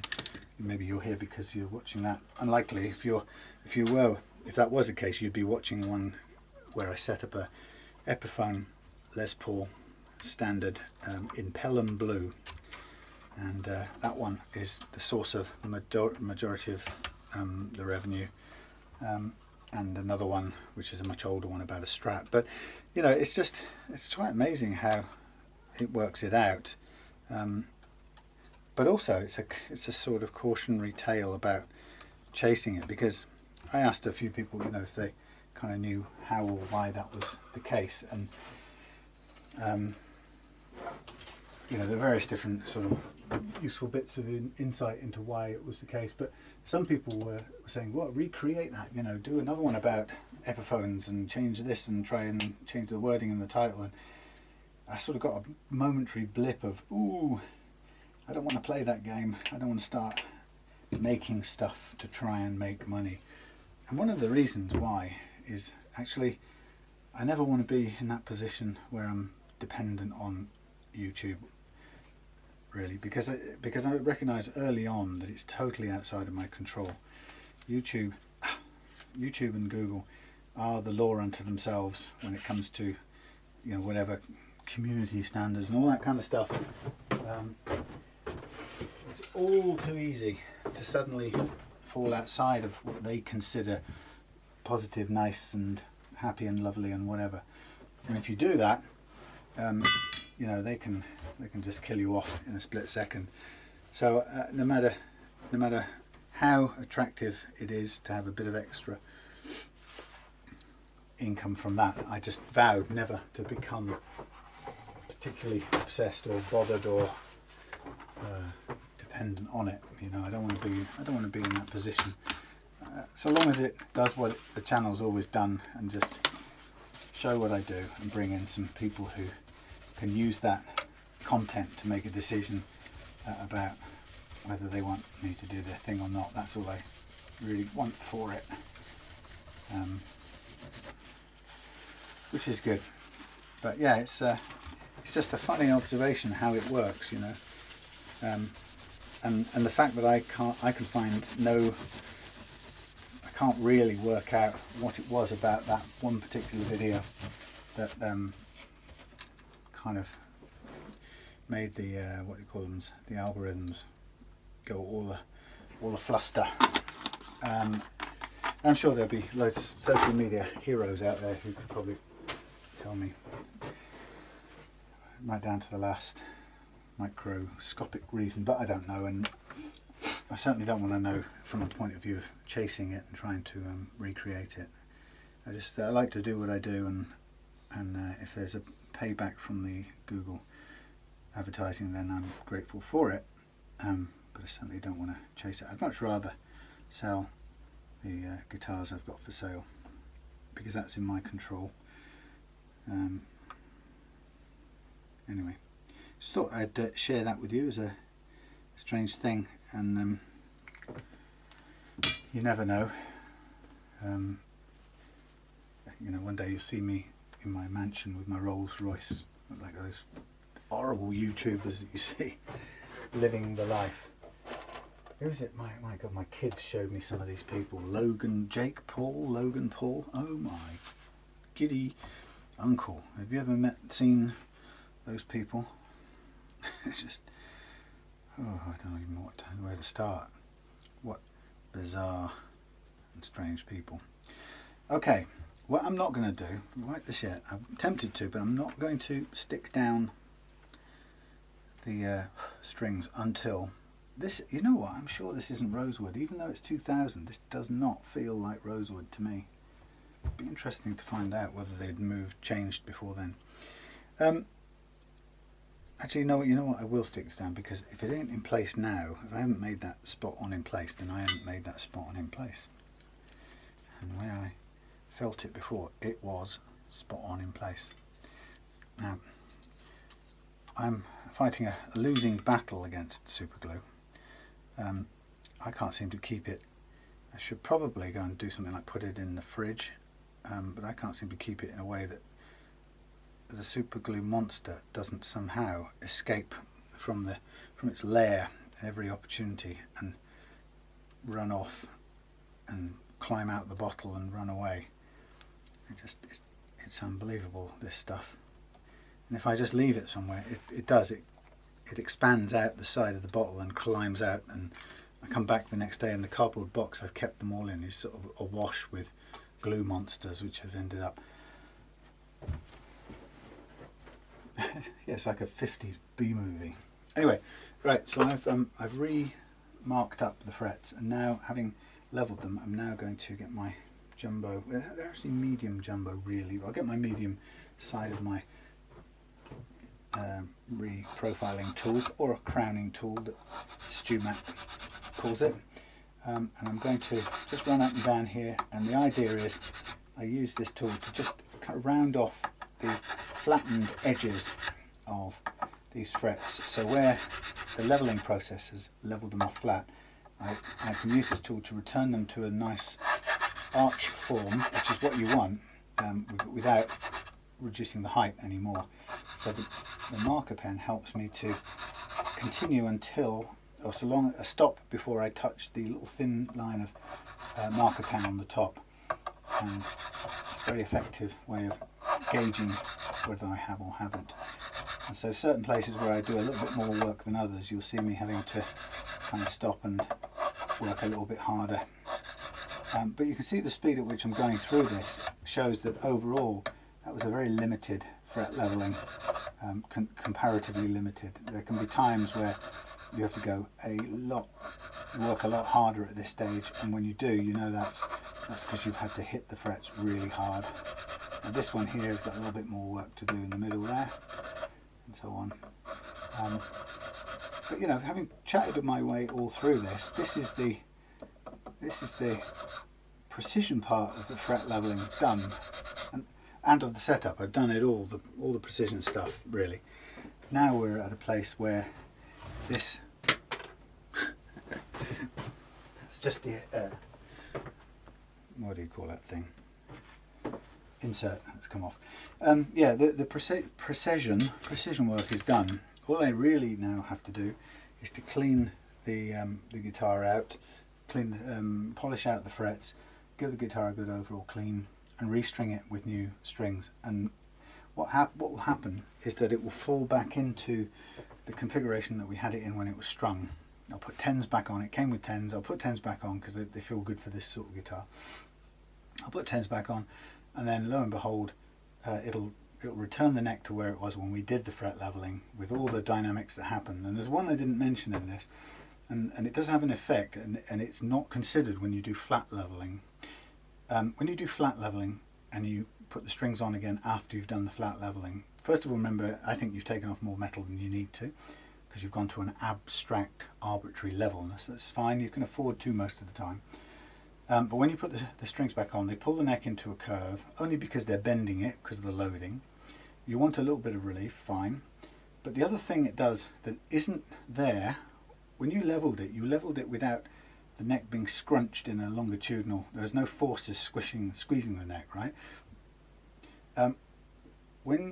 So that's reintroduced when you put the strings on after you've done a flat level. This method I've done levels with that compression force already in the neck. So when you put the strings back on again, there's no surprises. It goes back to where it was with the curvature and the squeezing force in place. And whatever that squeezing force does to the frets, it is a small amount of difference. It's not a huge percentage, but it is a fractionally more accurate way because it has that compression force at play. And quite often somebody can level frets quite expensively in terms of fret metal on a guitar, give it to me, and I'll re-level it with the strings on. And you can see that the arbitrary levelness with the strings off doesn't relate quite to levelness with the strings on and the neck under load. There is a difference because it's under load and the wood's behaving differently, right? And the result is that the frets are minuscule variations in position from when it was relaxed and flat. So this method does it all in the configuration that you're playing in, which makes sense. It's not just an idea, it's a practical reality. That's what I like about it. And that's what annoys me when some people come on the channel and go, why are you doing that? Do it the old proper way that everyone's been taught. You do. Why, having worked this out, well, not worked out, sorry, having seen this done, having adopted this method, and having studied and evaluated for myself the effects of it versus doing it the other way, 750 to 1,000 different goes at it. Why would I carry on doing it? Because it works, and because the things I'm saying about it bear out in practice, not as an abstract thing that I learned. I'm very something about that.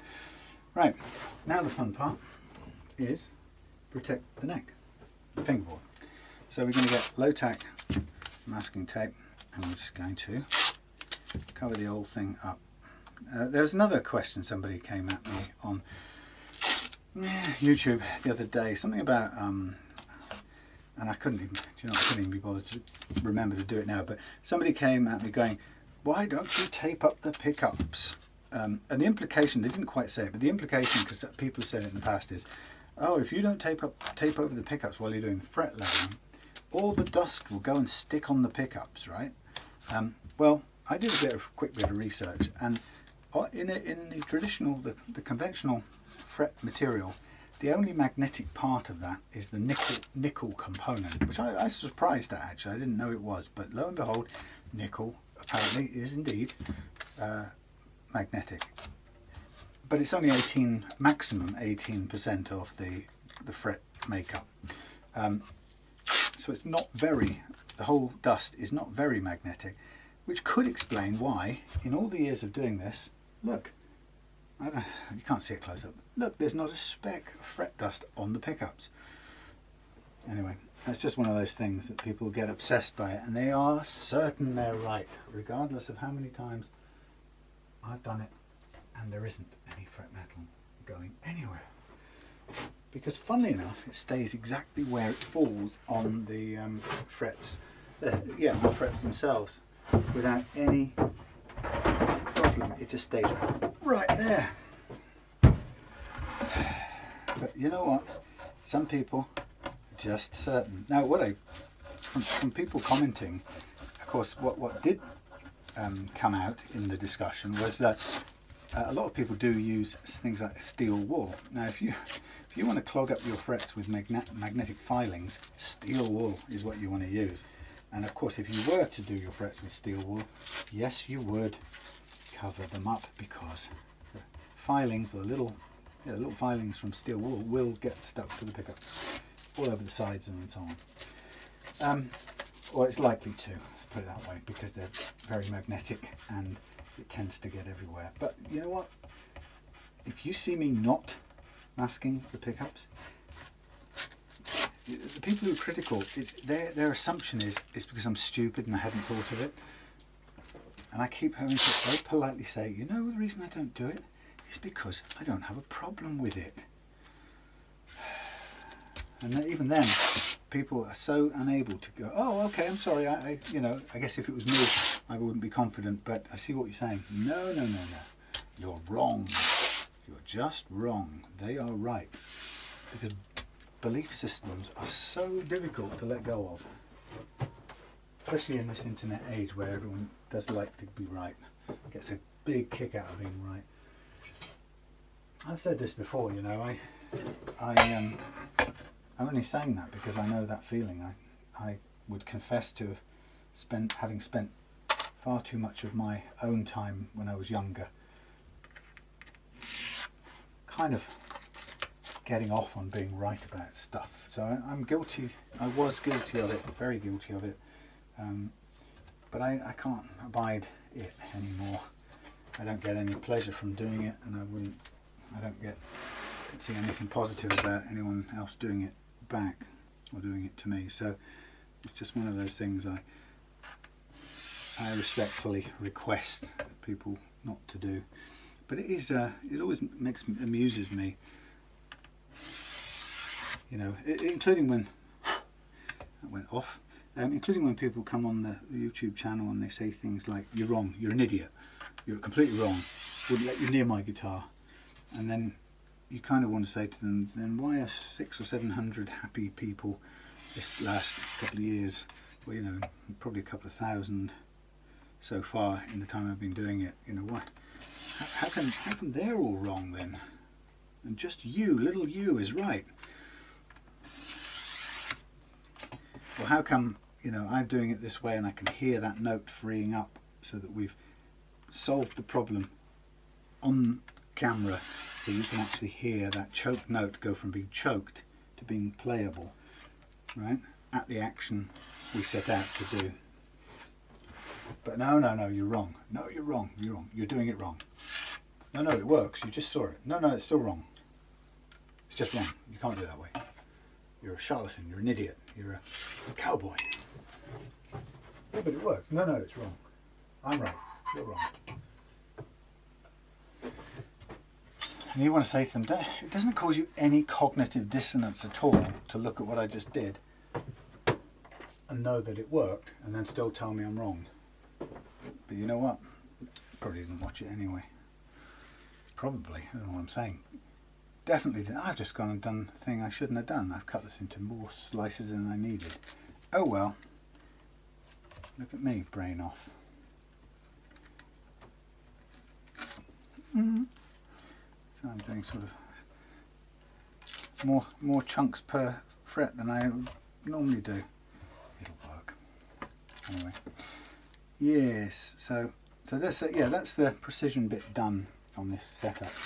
And so this part from here on inwards is, I wouldn't say brain off, but as you can tell, that's what you get if you switch your brain off. You cut the masking tape wrong. But it's yeah, it's downhill sailing, or you know what I mean, downhill all the way from now on the homeward stretch, because precision work is built into it now.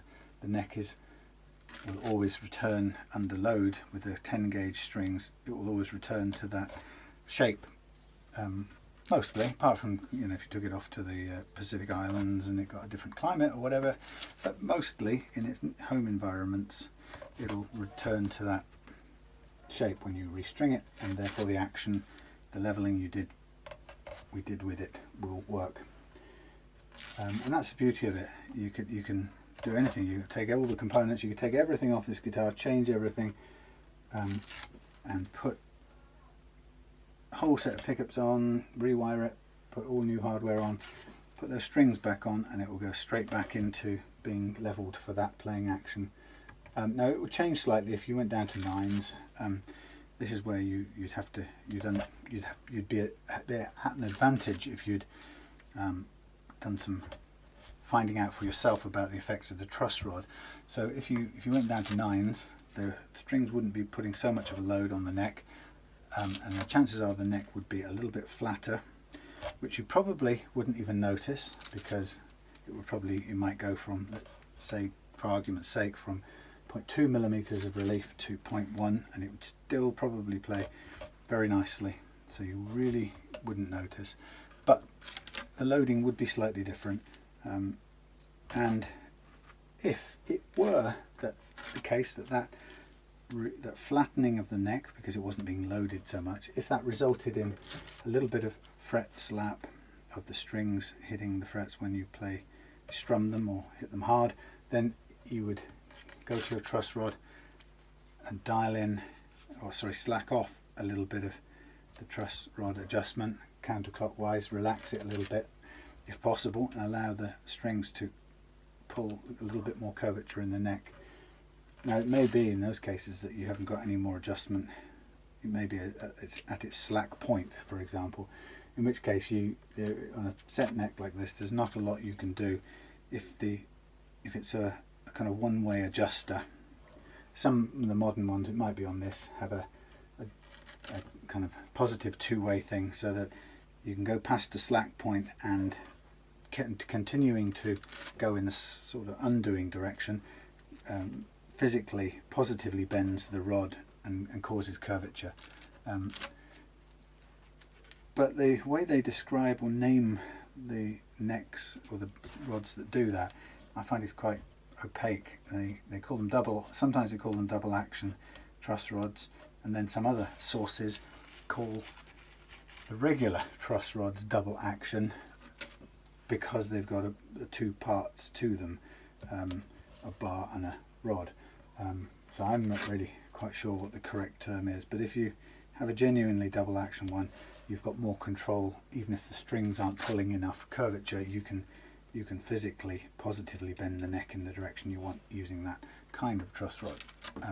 That thing there that I used for leveling the frets is an example of the very common not truly double action, and it's very common because it came out of a squire neck, and once that thing goes to slack, if there's not enough pull in the strings to bend the neck where you want, you've got no option but to go heavier gauge strings if you need more relief curve.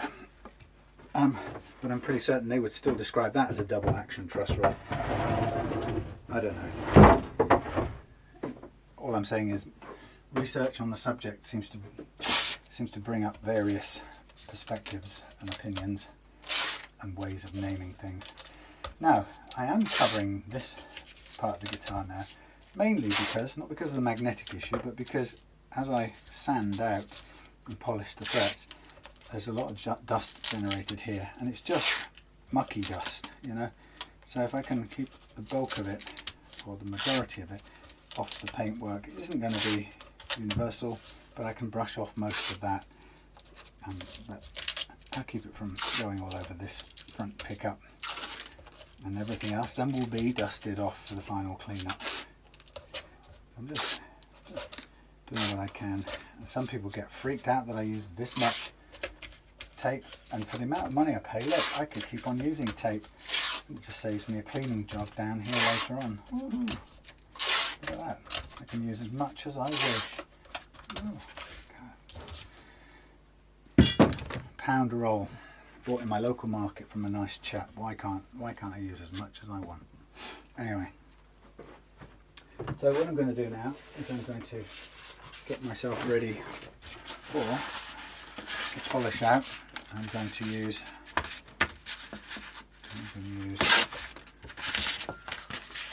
one piece of 600, one piece of 1000,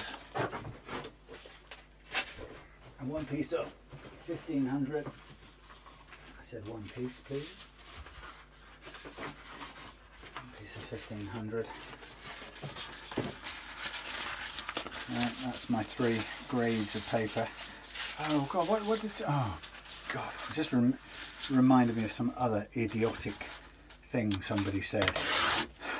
This is the know-it-alls comment. Sorry, I'm being very dismissive, but it can be thoroughly brain-warpingly frustrating. A guy watched me. It's quite common. What happens is you get somebody who comes on the channel, and the first thing they say is complimentary, and then they say something else, and then 5 minutes later they go, oh, do you know what, I've looked at your stuff and actually you're a complete idiot and you're an absolute moron. And then every comment in about the next half an hour, they comment on about 20 videos to show what a complete idiot you are and how brilliant they are, and they criticise everything, and every single thing they see from that moment onwards shows what a complete a-hole you are. And one guy said, this one guy came and did that, and I've got used to telling them they're not common, but I know when there's a tone that's like a mania. And this one guy one of the criticisms, he came on and he said something very complimentary and he disagreed with something, and I explained why I did something the way I did it, and of course that's like the trigger. You a-hole moron, you should be locked up. And then he told me that this thing I'm about to do now, right, I get the first 600 grit paper, right, and I do my fret leveling, fret polishing, right, and look what I'm doing, right, I'm just gently feeling my way down these medium jumbo frets, and I'm sort of taking all the black marker pen off the top, and I'm feeling my fingertips, you know, going up and down inside each of the frets, so that I'm kind of making sure I'm getting all of the black marker off in this first sweep with this 600 grit. I'm doing about the same amount on all the frets as each other. I'm not lingering in any place, and I'm kind of wrapping my finger a little bit around the edges so if there's any sharp bits, you know, the paper's getting a kiss on the edge of those. And take a little bit more time here because these are closely grouped together, so they don't get much treatment if you do it all at the same speed, and blah blah blah blah blah. And then I'm kind of getting down to the end here, doing the edges a little bit, rounding off those beveled edges. There you go. And that's my first bit of 600 grit. And then what I do is I switch to a thing that's kind of shaped a bit like a radius, and I tend to use 2 bits of each paper, and then I'll carry on and I'll go up and down these like this. And you know, it doesn't quite get into all the bottom of the frets and stuff, but I can clean that out later with, if any pen is remaining, I'll clean it out with the what's that stuff? Naphtha. Anyway, so you can see I'm doing my second run of 600 grit, which is very mild. It's actually milder than the paper I did the leveling with. You know, 200 grit is milder. And then I kind of go up and down, make sure I get up and down the frets as much as possible, and then I go for another bit on the 600 clean bit, and I'll do it again.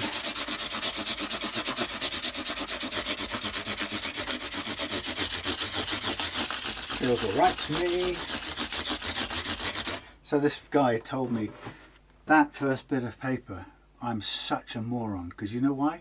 I'm going to leave finger-shaped dents in my frets. That's what a moron I am. Look at those finger-shaped dents, can you see them? You can have dents in the frets the shape of your goddamn fingers, you moron! So there you are, look at those beautiful dented finger dents. In fact, you can almost see my fingerprints in there, which is a way of marking the guitars. You can tell I'm being sarcastic, right? Did you notice in that process some criminal thing that I've just done? That when, of course, when we put it all together again and I play all the notes on it, you're going to hear it's all screwed up because of that first piece of 600 grit that I did. What worries me is that people in that world, come from that place, have jobs, make babies, run industries, serve in the police forces, responsibilities. Frightening. And on top of that, they spend so much of their time trying to create conflicts online so they can rage.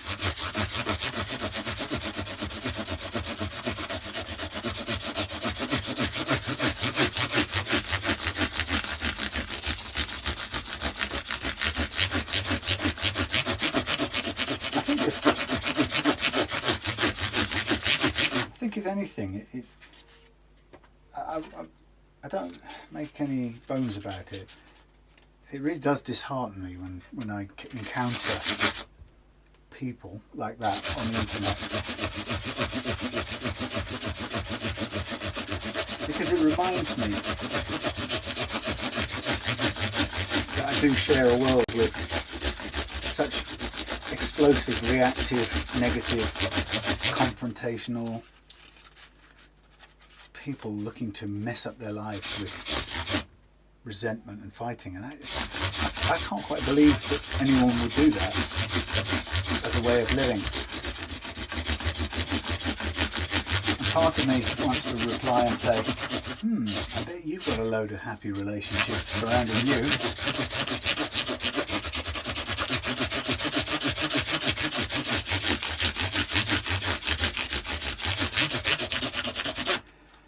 think of how much of my life I didn't either. So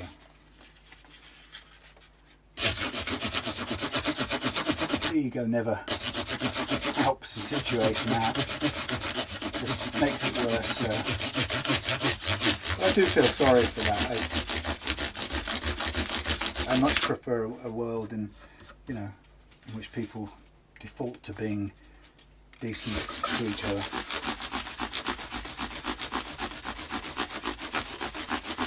And kindly, actually. I don't mind saying it. Friendly and kindly. What's wrong with that?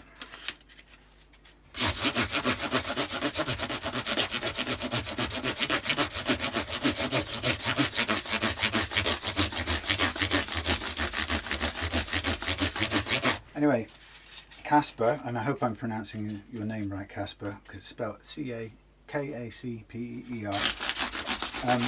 Kacper is, if we go out of the EU on 1st of whatever, then I won't be able to do this anymore. I can do guitars, but I won't be able to receive and send from Europe very easily.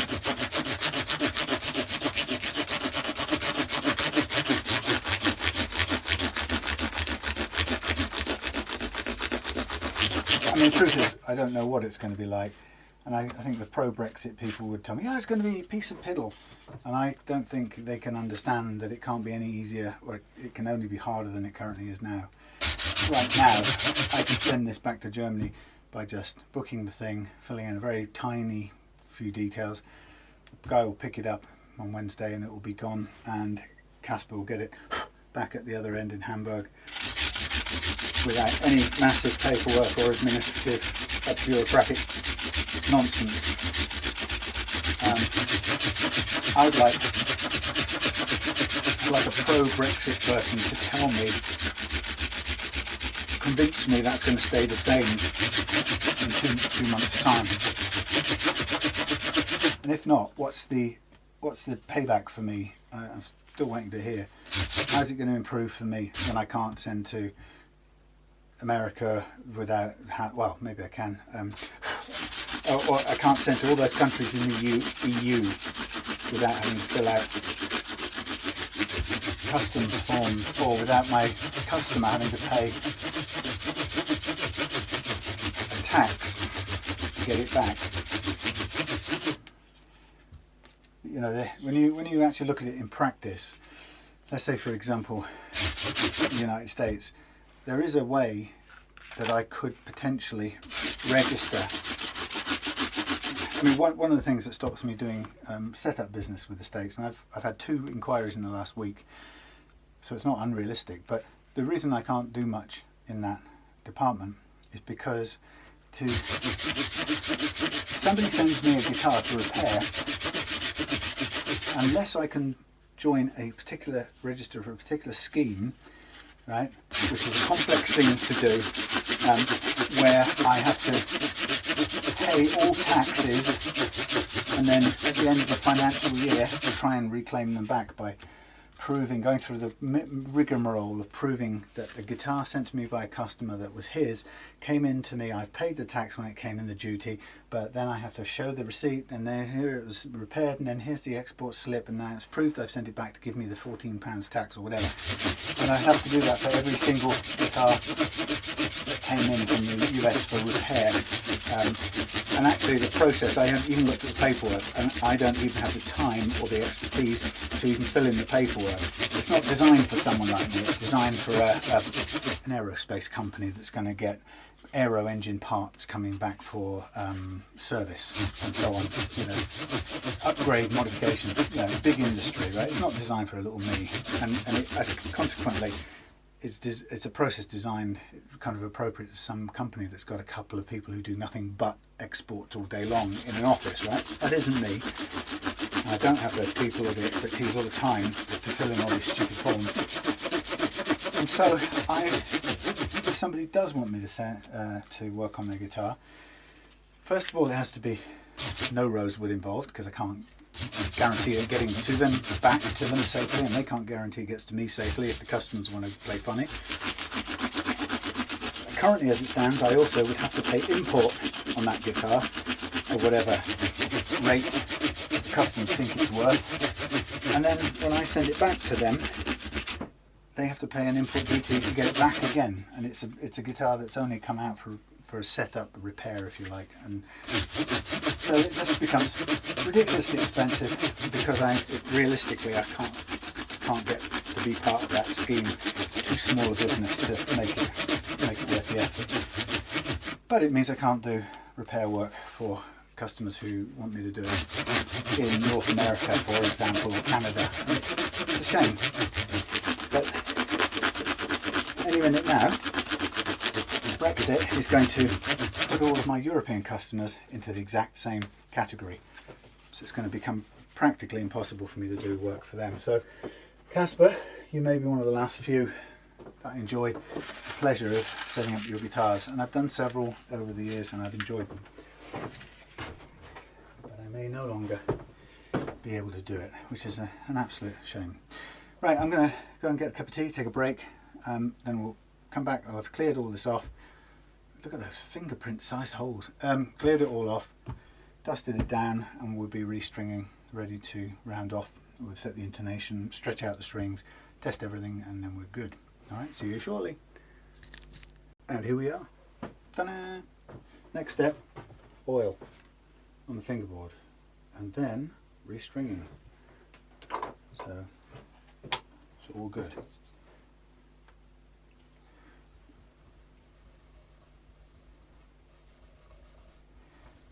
Rosewood? No, what's this stuff called? Lemon oil. Rosewood? That's my brain thinking, is this rosewood? Lemon oil. Just makes it look darker and less dried out. Although I'm of the Scott Grove school that says really the best kind of oil for a fingerboard is your skin oil, finger oil, but it gets that eventually anyway, so this is a bit of a head start and it makes it look a little bit lustrous. So here we are, new set of Ernie Ball 1046s, and this is going to remember the sequence of getting things on. Get it on. We're going to go the two middles first and then come back. So the D and the G.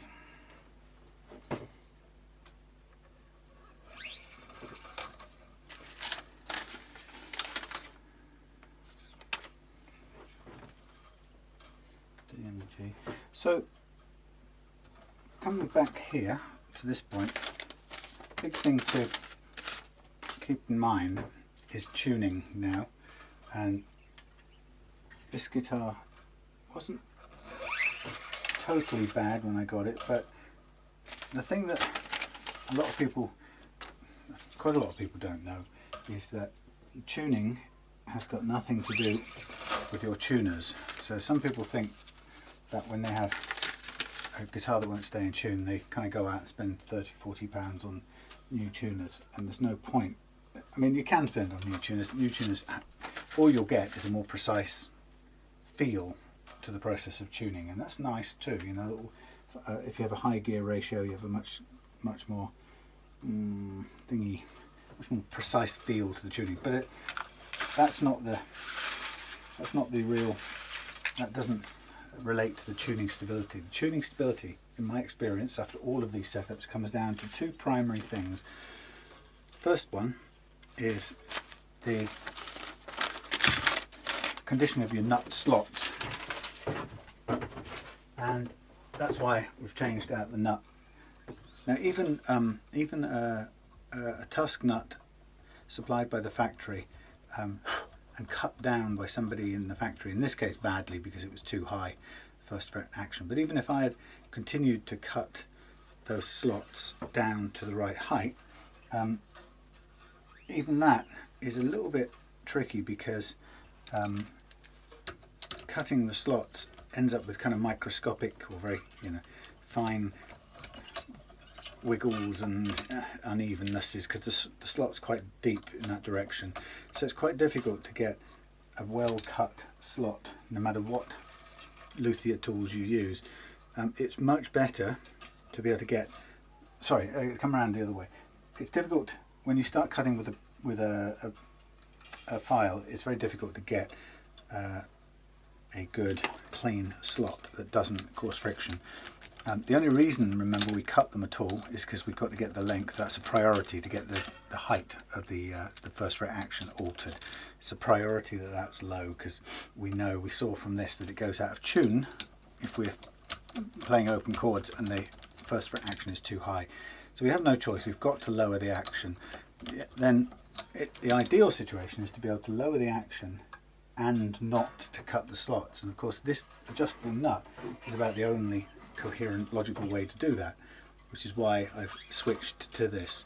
So what we get, the reason this helps the tuning stability so much, is that we've got a non-cut or non-hand cut slot, which we can now put at exactly the right height, which we couldn't do in any other means, by any other means other than cutting them, and therefore building up the possibility for friction.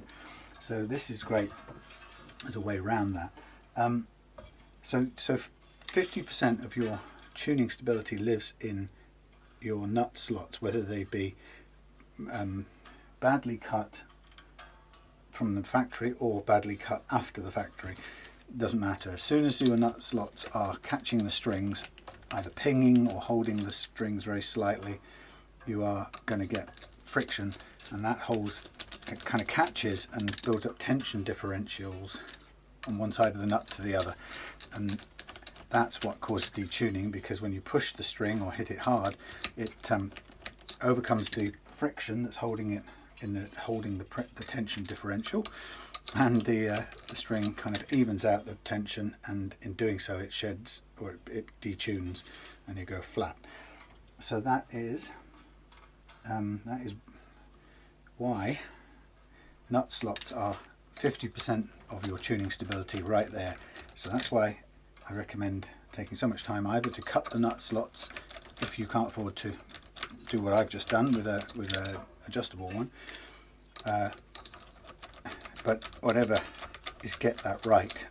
Now you can get it right with a fixed nut and with files, but you still need to spend quite a lot of time working with sandpaper to make sure. It takes a good half an hour of listening, tuning, adjusting, and you use sandpaper to widen the slots just enough so that you overcome all friction, or as much friction as possible. But alternatively, you can use this kind of nut where we can get the precise height and use the factory machine cut slots for the least possible resistance or friction, and including the fact this is made of Tusq, which is obviously a good material for that kind of built-in lubrication. That one we took off was also a Tusq material. Downside is we'd have to work that mechanically to get to the right action. The ideal thing, yes, if we could take off enough underneath to get it to the right action, that would be ideal, but the practice, I've tried it a billion times, you just cannot get it to the exact action. The distance we're talking here is so small that there's no way you can work that on a flat sandpaper block to get the right amount, to get the exact right action on both sides of the nut. It's nigh on impossible, and you'll find if you try it, you'll probably find that you'll mess up more than a few nuts, and it will cost just far too much to try and do it. You might get lucky 1 in 10, but it's nigh on impossible. So this adjustable nut business is about the most effective way of getting perfect tuning stability, or taking the nut tuning instability out of the equation. Now, the second part of where tuning instability lives is also often massively overlooked by players, and that is in the amount of slack or stretch, whatever you want to call it, that's residual in your strings, or in the string train, we could call it, from the anchor point to the other one, at one end to the anchor point at the other end, including any string that's wrapped up in coils or whatever. Now, people think that a few stretches is you're good to go, and what's true is on a few stretches you can get it to sound like it's in tune and off you go, but there is still plenty of slack stored up in those strings, and what happens is it will continue to eke its way out every time you bend a string over the next 6 months of playing, and it can hold that slack in little bits, releasing it in little chunks every day you play for a year or more. I've had guitars that people have played for a couple of years, they bring them and I can pull a load of slack. Now it isn't because the tuners are unwinding, it's because there's still slack, and if I give it another half an hour of deliberate work like this, stretching the strings out, then you'll get rid of all the slack, and that coupled with your good nut slots, you'll suddenly have a guitar that stays and plays, or plays and stays in tune. And because we got the nut slots right, it also won't go out of tune when you play chords, open chords down here. So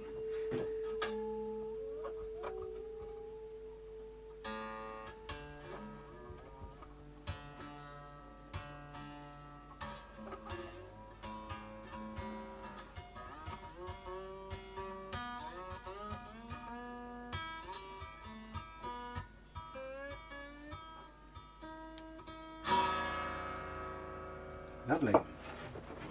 Not finished yet. So I get my time to get some new clean rags in. Nearly used them all up. They're all around doing service at different stages of their lives, but hey. Clear it away, the bit of fingerboard oil on the pickups. There we go, lovely. Okay, in tune. Now we'll get this and we'll pull it all out of tune again.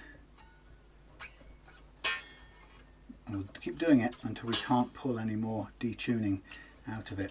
And we have to be a little bit careful that we don't crank it so hard that we break the high E, which it can be the first to go. And then we'll do this as well.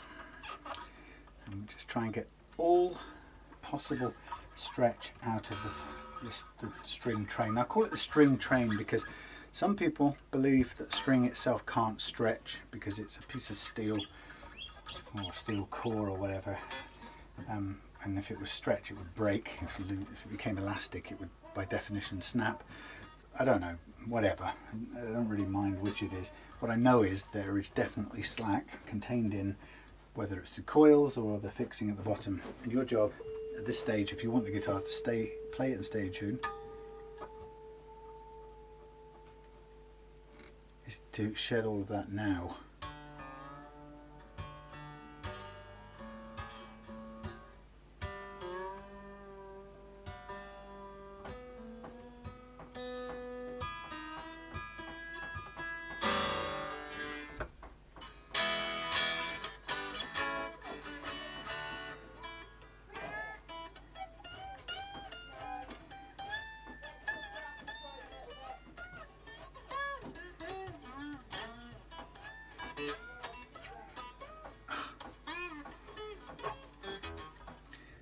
So we just keep on stretching it a bit more until we pretty much don't get any detuning. Now if you can't get any detuning by stretching it this hard, then you're not going to get any when you're playing it, and you'll have stabilized it.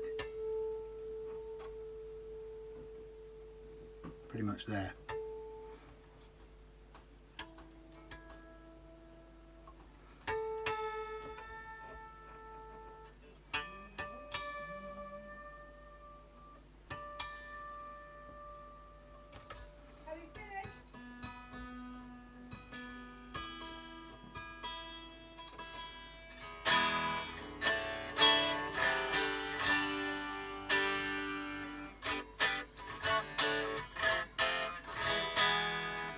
Okay, so that is pretty good.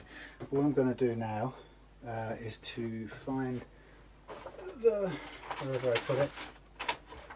Where did I put it? I chucked it over here in this big pile of stuff and I promptly went and forgot where I put it. Probably have to switch off the camera and go looking. There's a pile of stuff here, and I really did. Oh, there's more oil here. Good. I did genuinely have the tuna, and I put the tuna somewhere where I could obviously find it. Down here somewhere. And now I have promptly gone and lost it. That's mad, that is. Right, I'm going to have to switch off and go and look. It's become invisible to my eye. But I will use the, when I find it, oh here it is. I'll use the tuner to set the intonation, that's the whole point.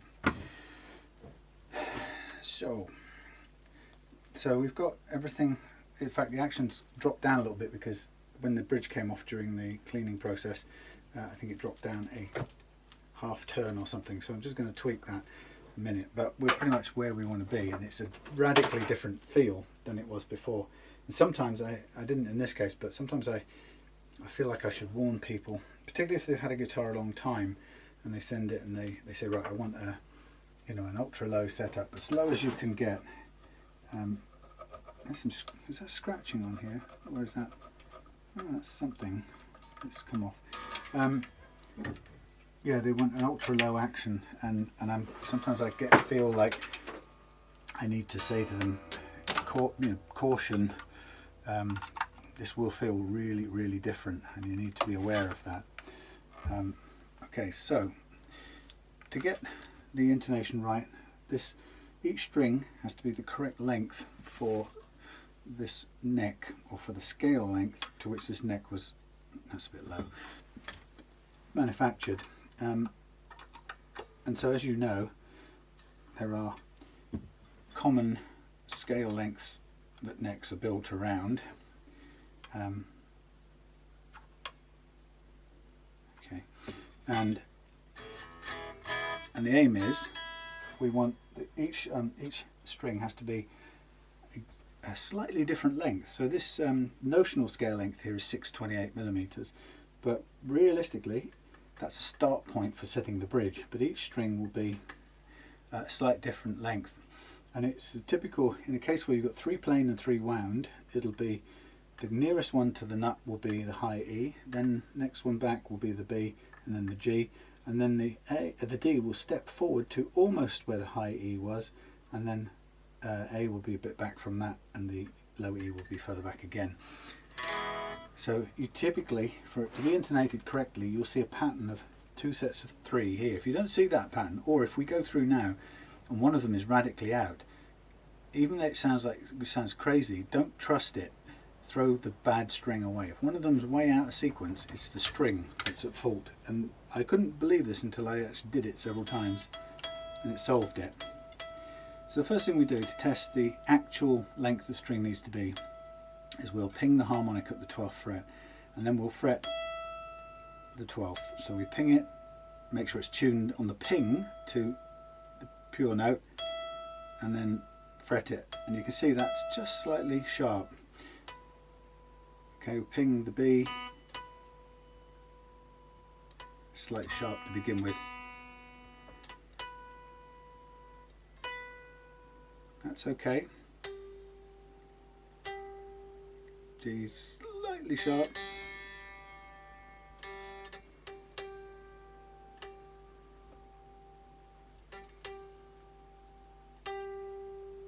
Actually, G's okay. So it's the E slightly sharp.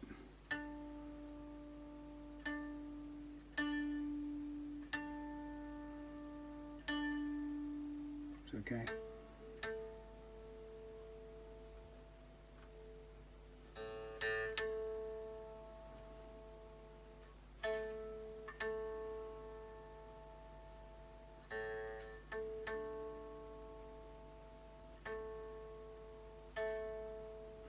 So E is slightly sharp, A is slightly flat.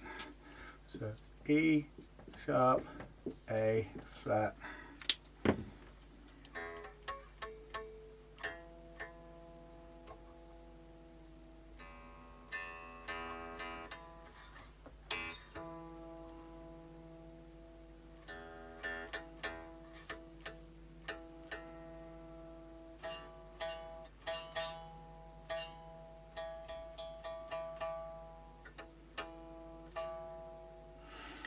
And this is saying the low E is slightly flat too,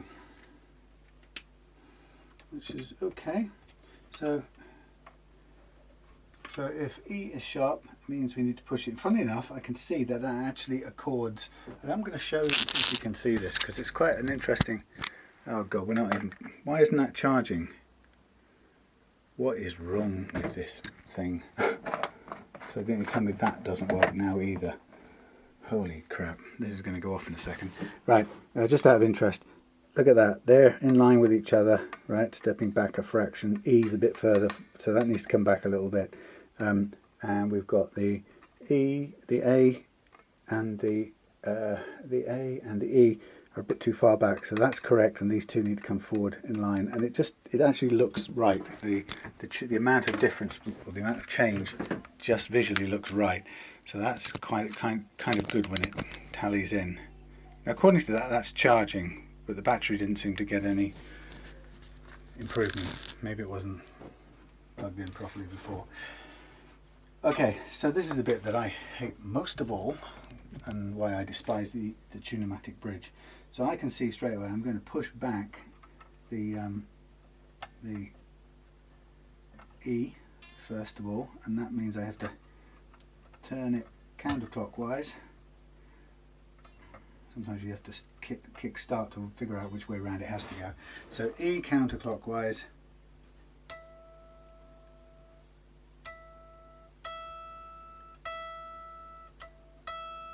There we are, we're where we should be.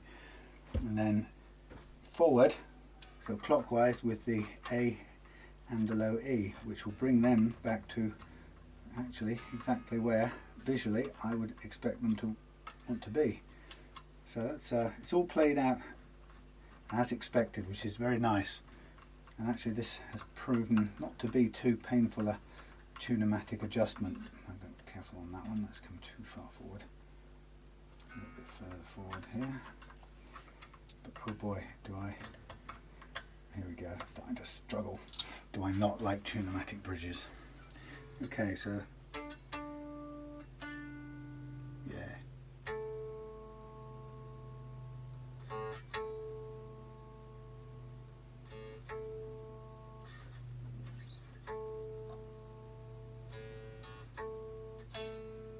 Yeah.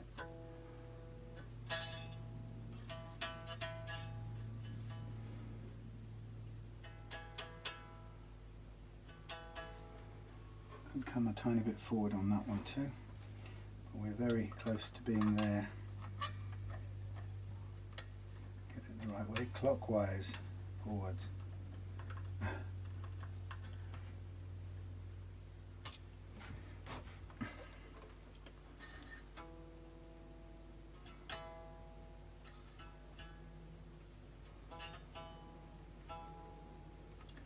Still showing up as flat.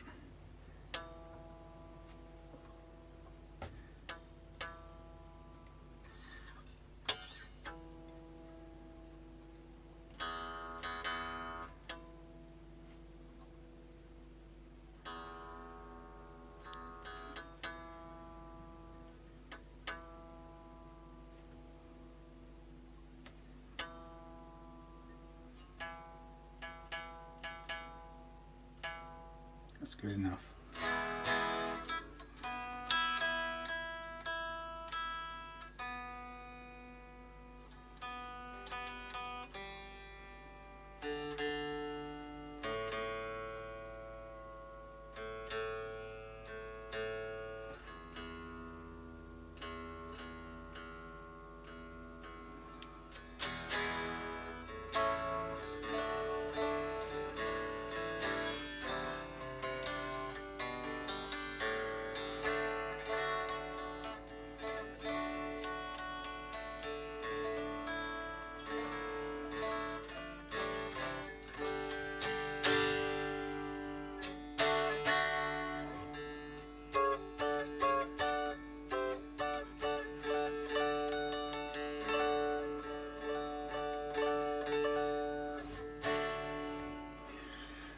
Done. Oh, the other one thing is we've got very, got quite a, what was I going to say? This it's quite a low set neck, so I think what we need to do here is just make a small reduction in the pickup height there. Pickup heights is a subjective thing, I must make that point again, and people often ask me, they say, what's the correct height for your pickups? And the answer to that question is whatever you like the sound of, right? Now, I know it's not very scientific, unfortunately, and it's not very authoritative, but it just means that it's personal, like the relief in the neck. But the rule of thumb, or the guidance that people go by, that I hear, and I would not say I'm expert enough to really tell that much difference. I play around a bit with these, and I think I concur this is the case, but I wouldn't swear on it. But the rule of thumb says that the closer the pickup poles are to the strings, the more output you'll get, but the less tonal dynamic, right? Now, I would encourage you, if you haven't done so already, experiment with it, right? Go to the extremes, put it right up close, take it as far away as you can without dropping the pickup into the hole, which you may well do on this one because it's quite low.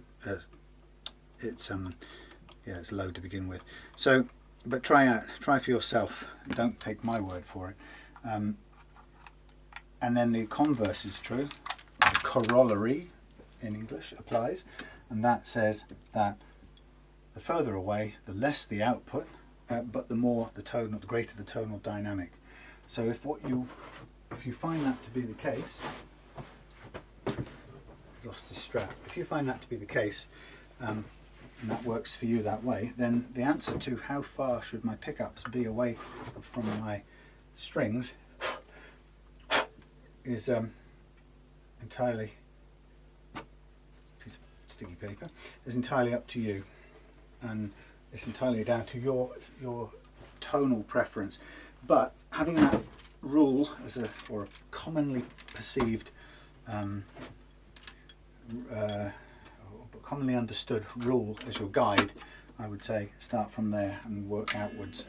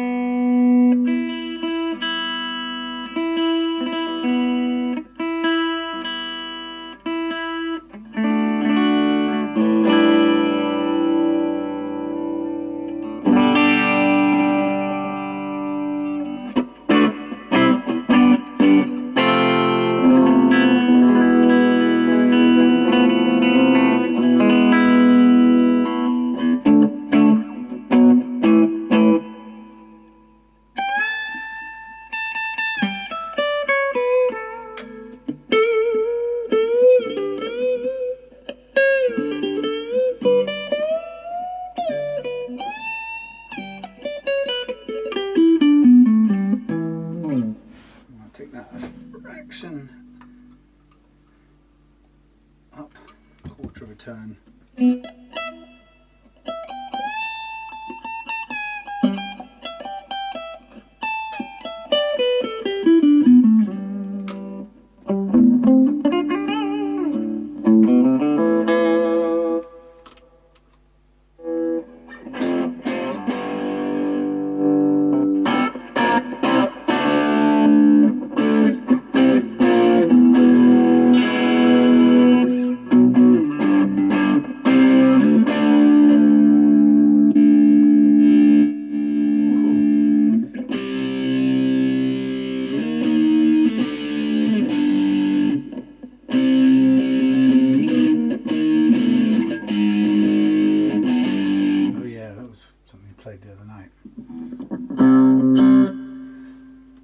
Microphone, rectifier, full gain, everything on.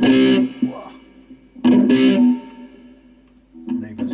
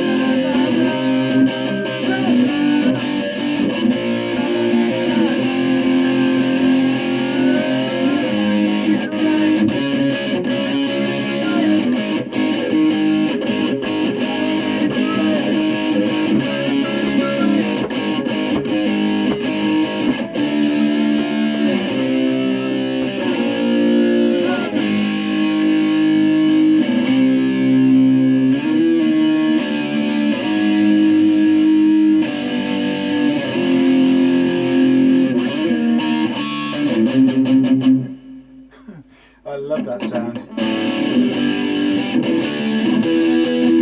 What else did we play?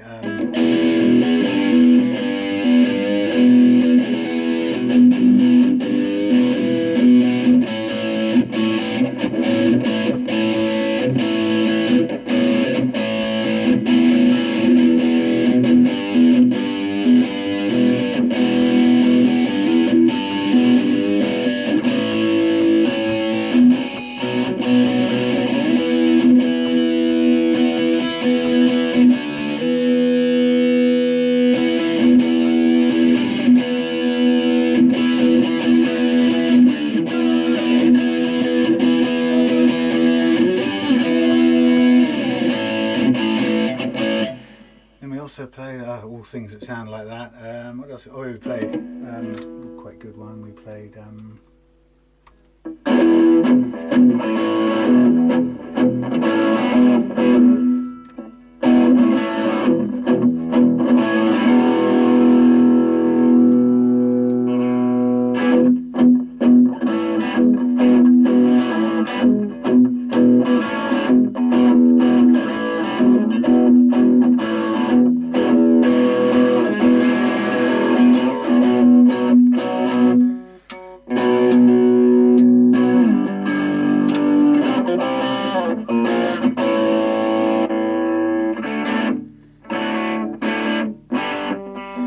also played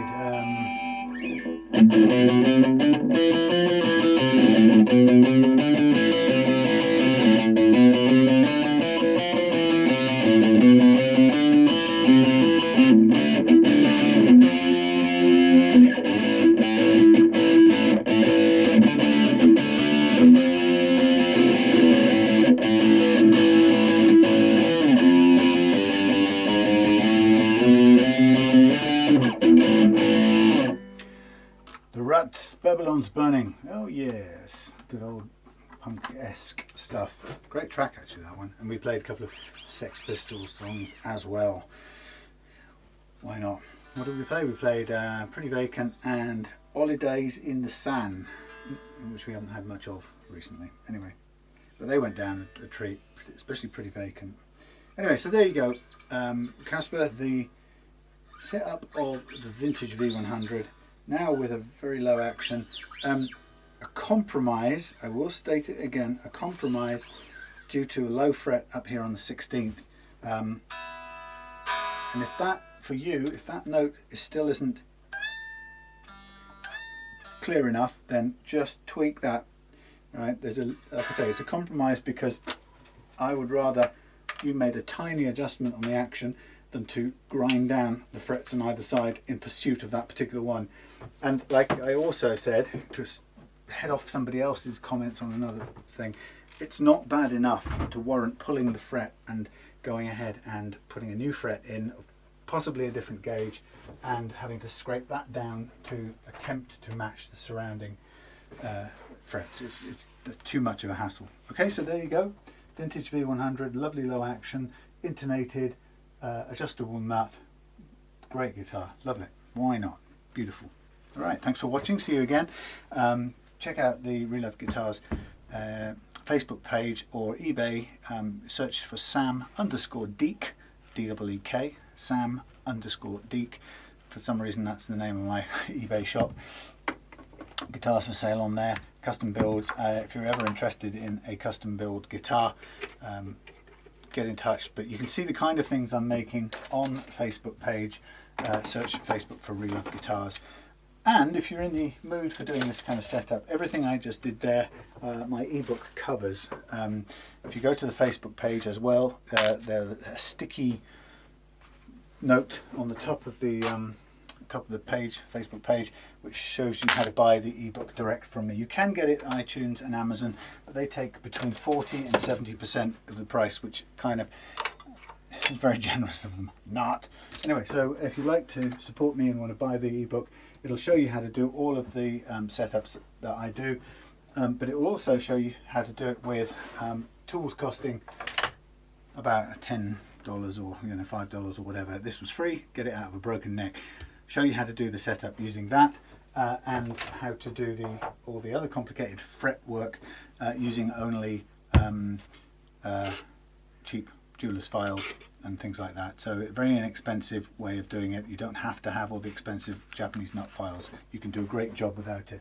And I've had feedback from people all over the world who've bought the ebook and done all of their guitar collections with the ebook, and they're really thrilled by it. So do consider that if you don't want to send it to me, or you're too far away, or you're outside of the EU, unfortunately. And soon Little Britain is going to be cut off from the world, and well, you'll all have to buy my ebook, unless you're one of the people who lives in the UK. Right, enough waffling, although that's my stock in trade. I look forward to seeing you again for another guitar. Have a great day. See you soon.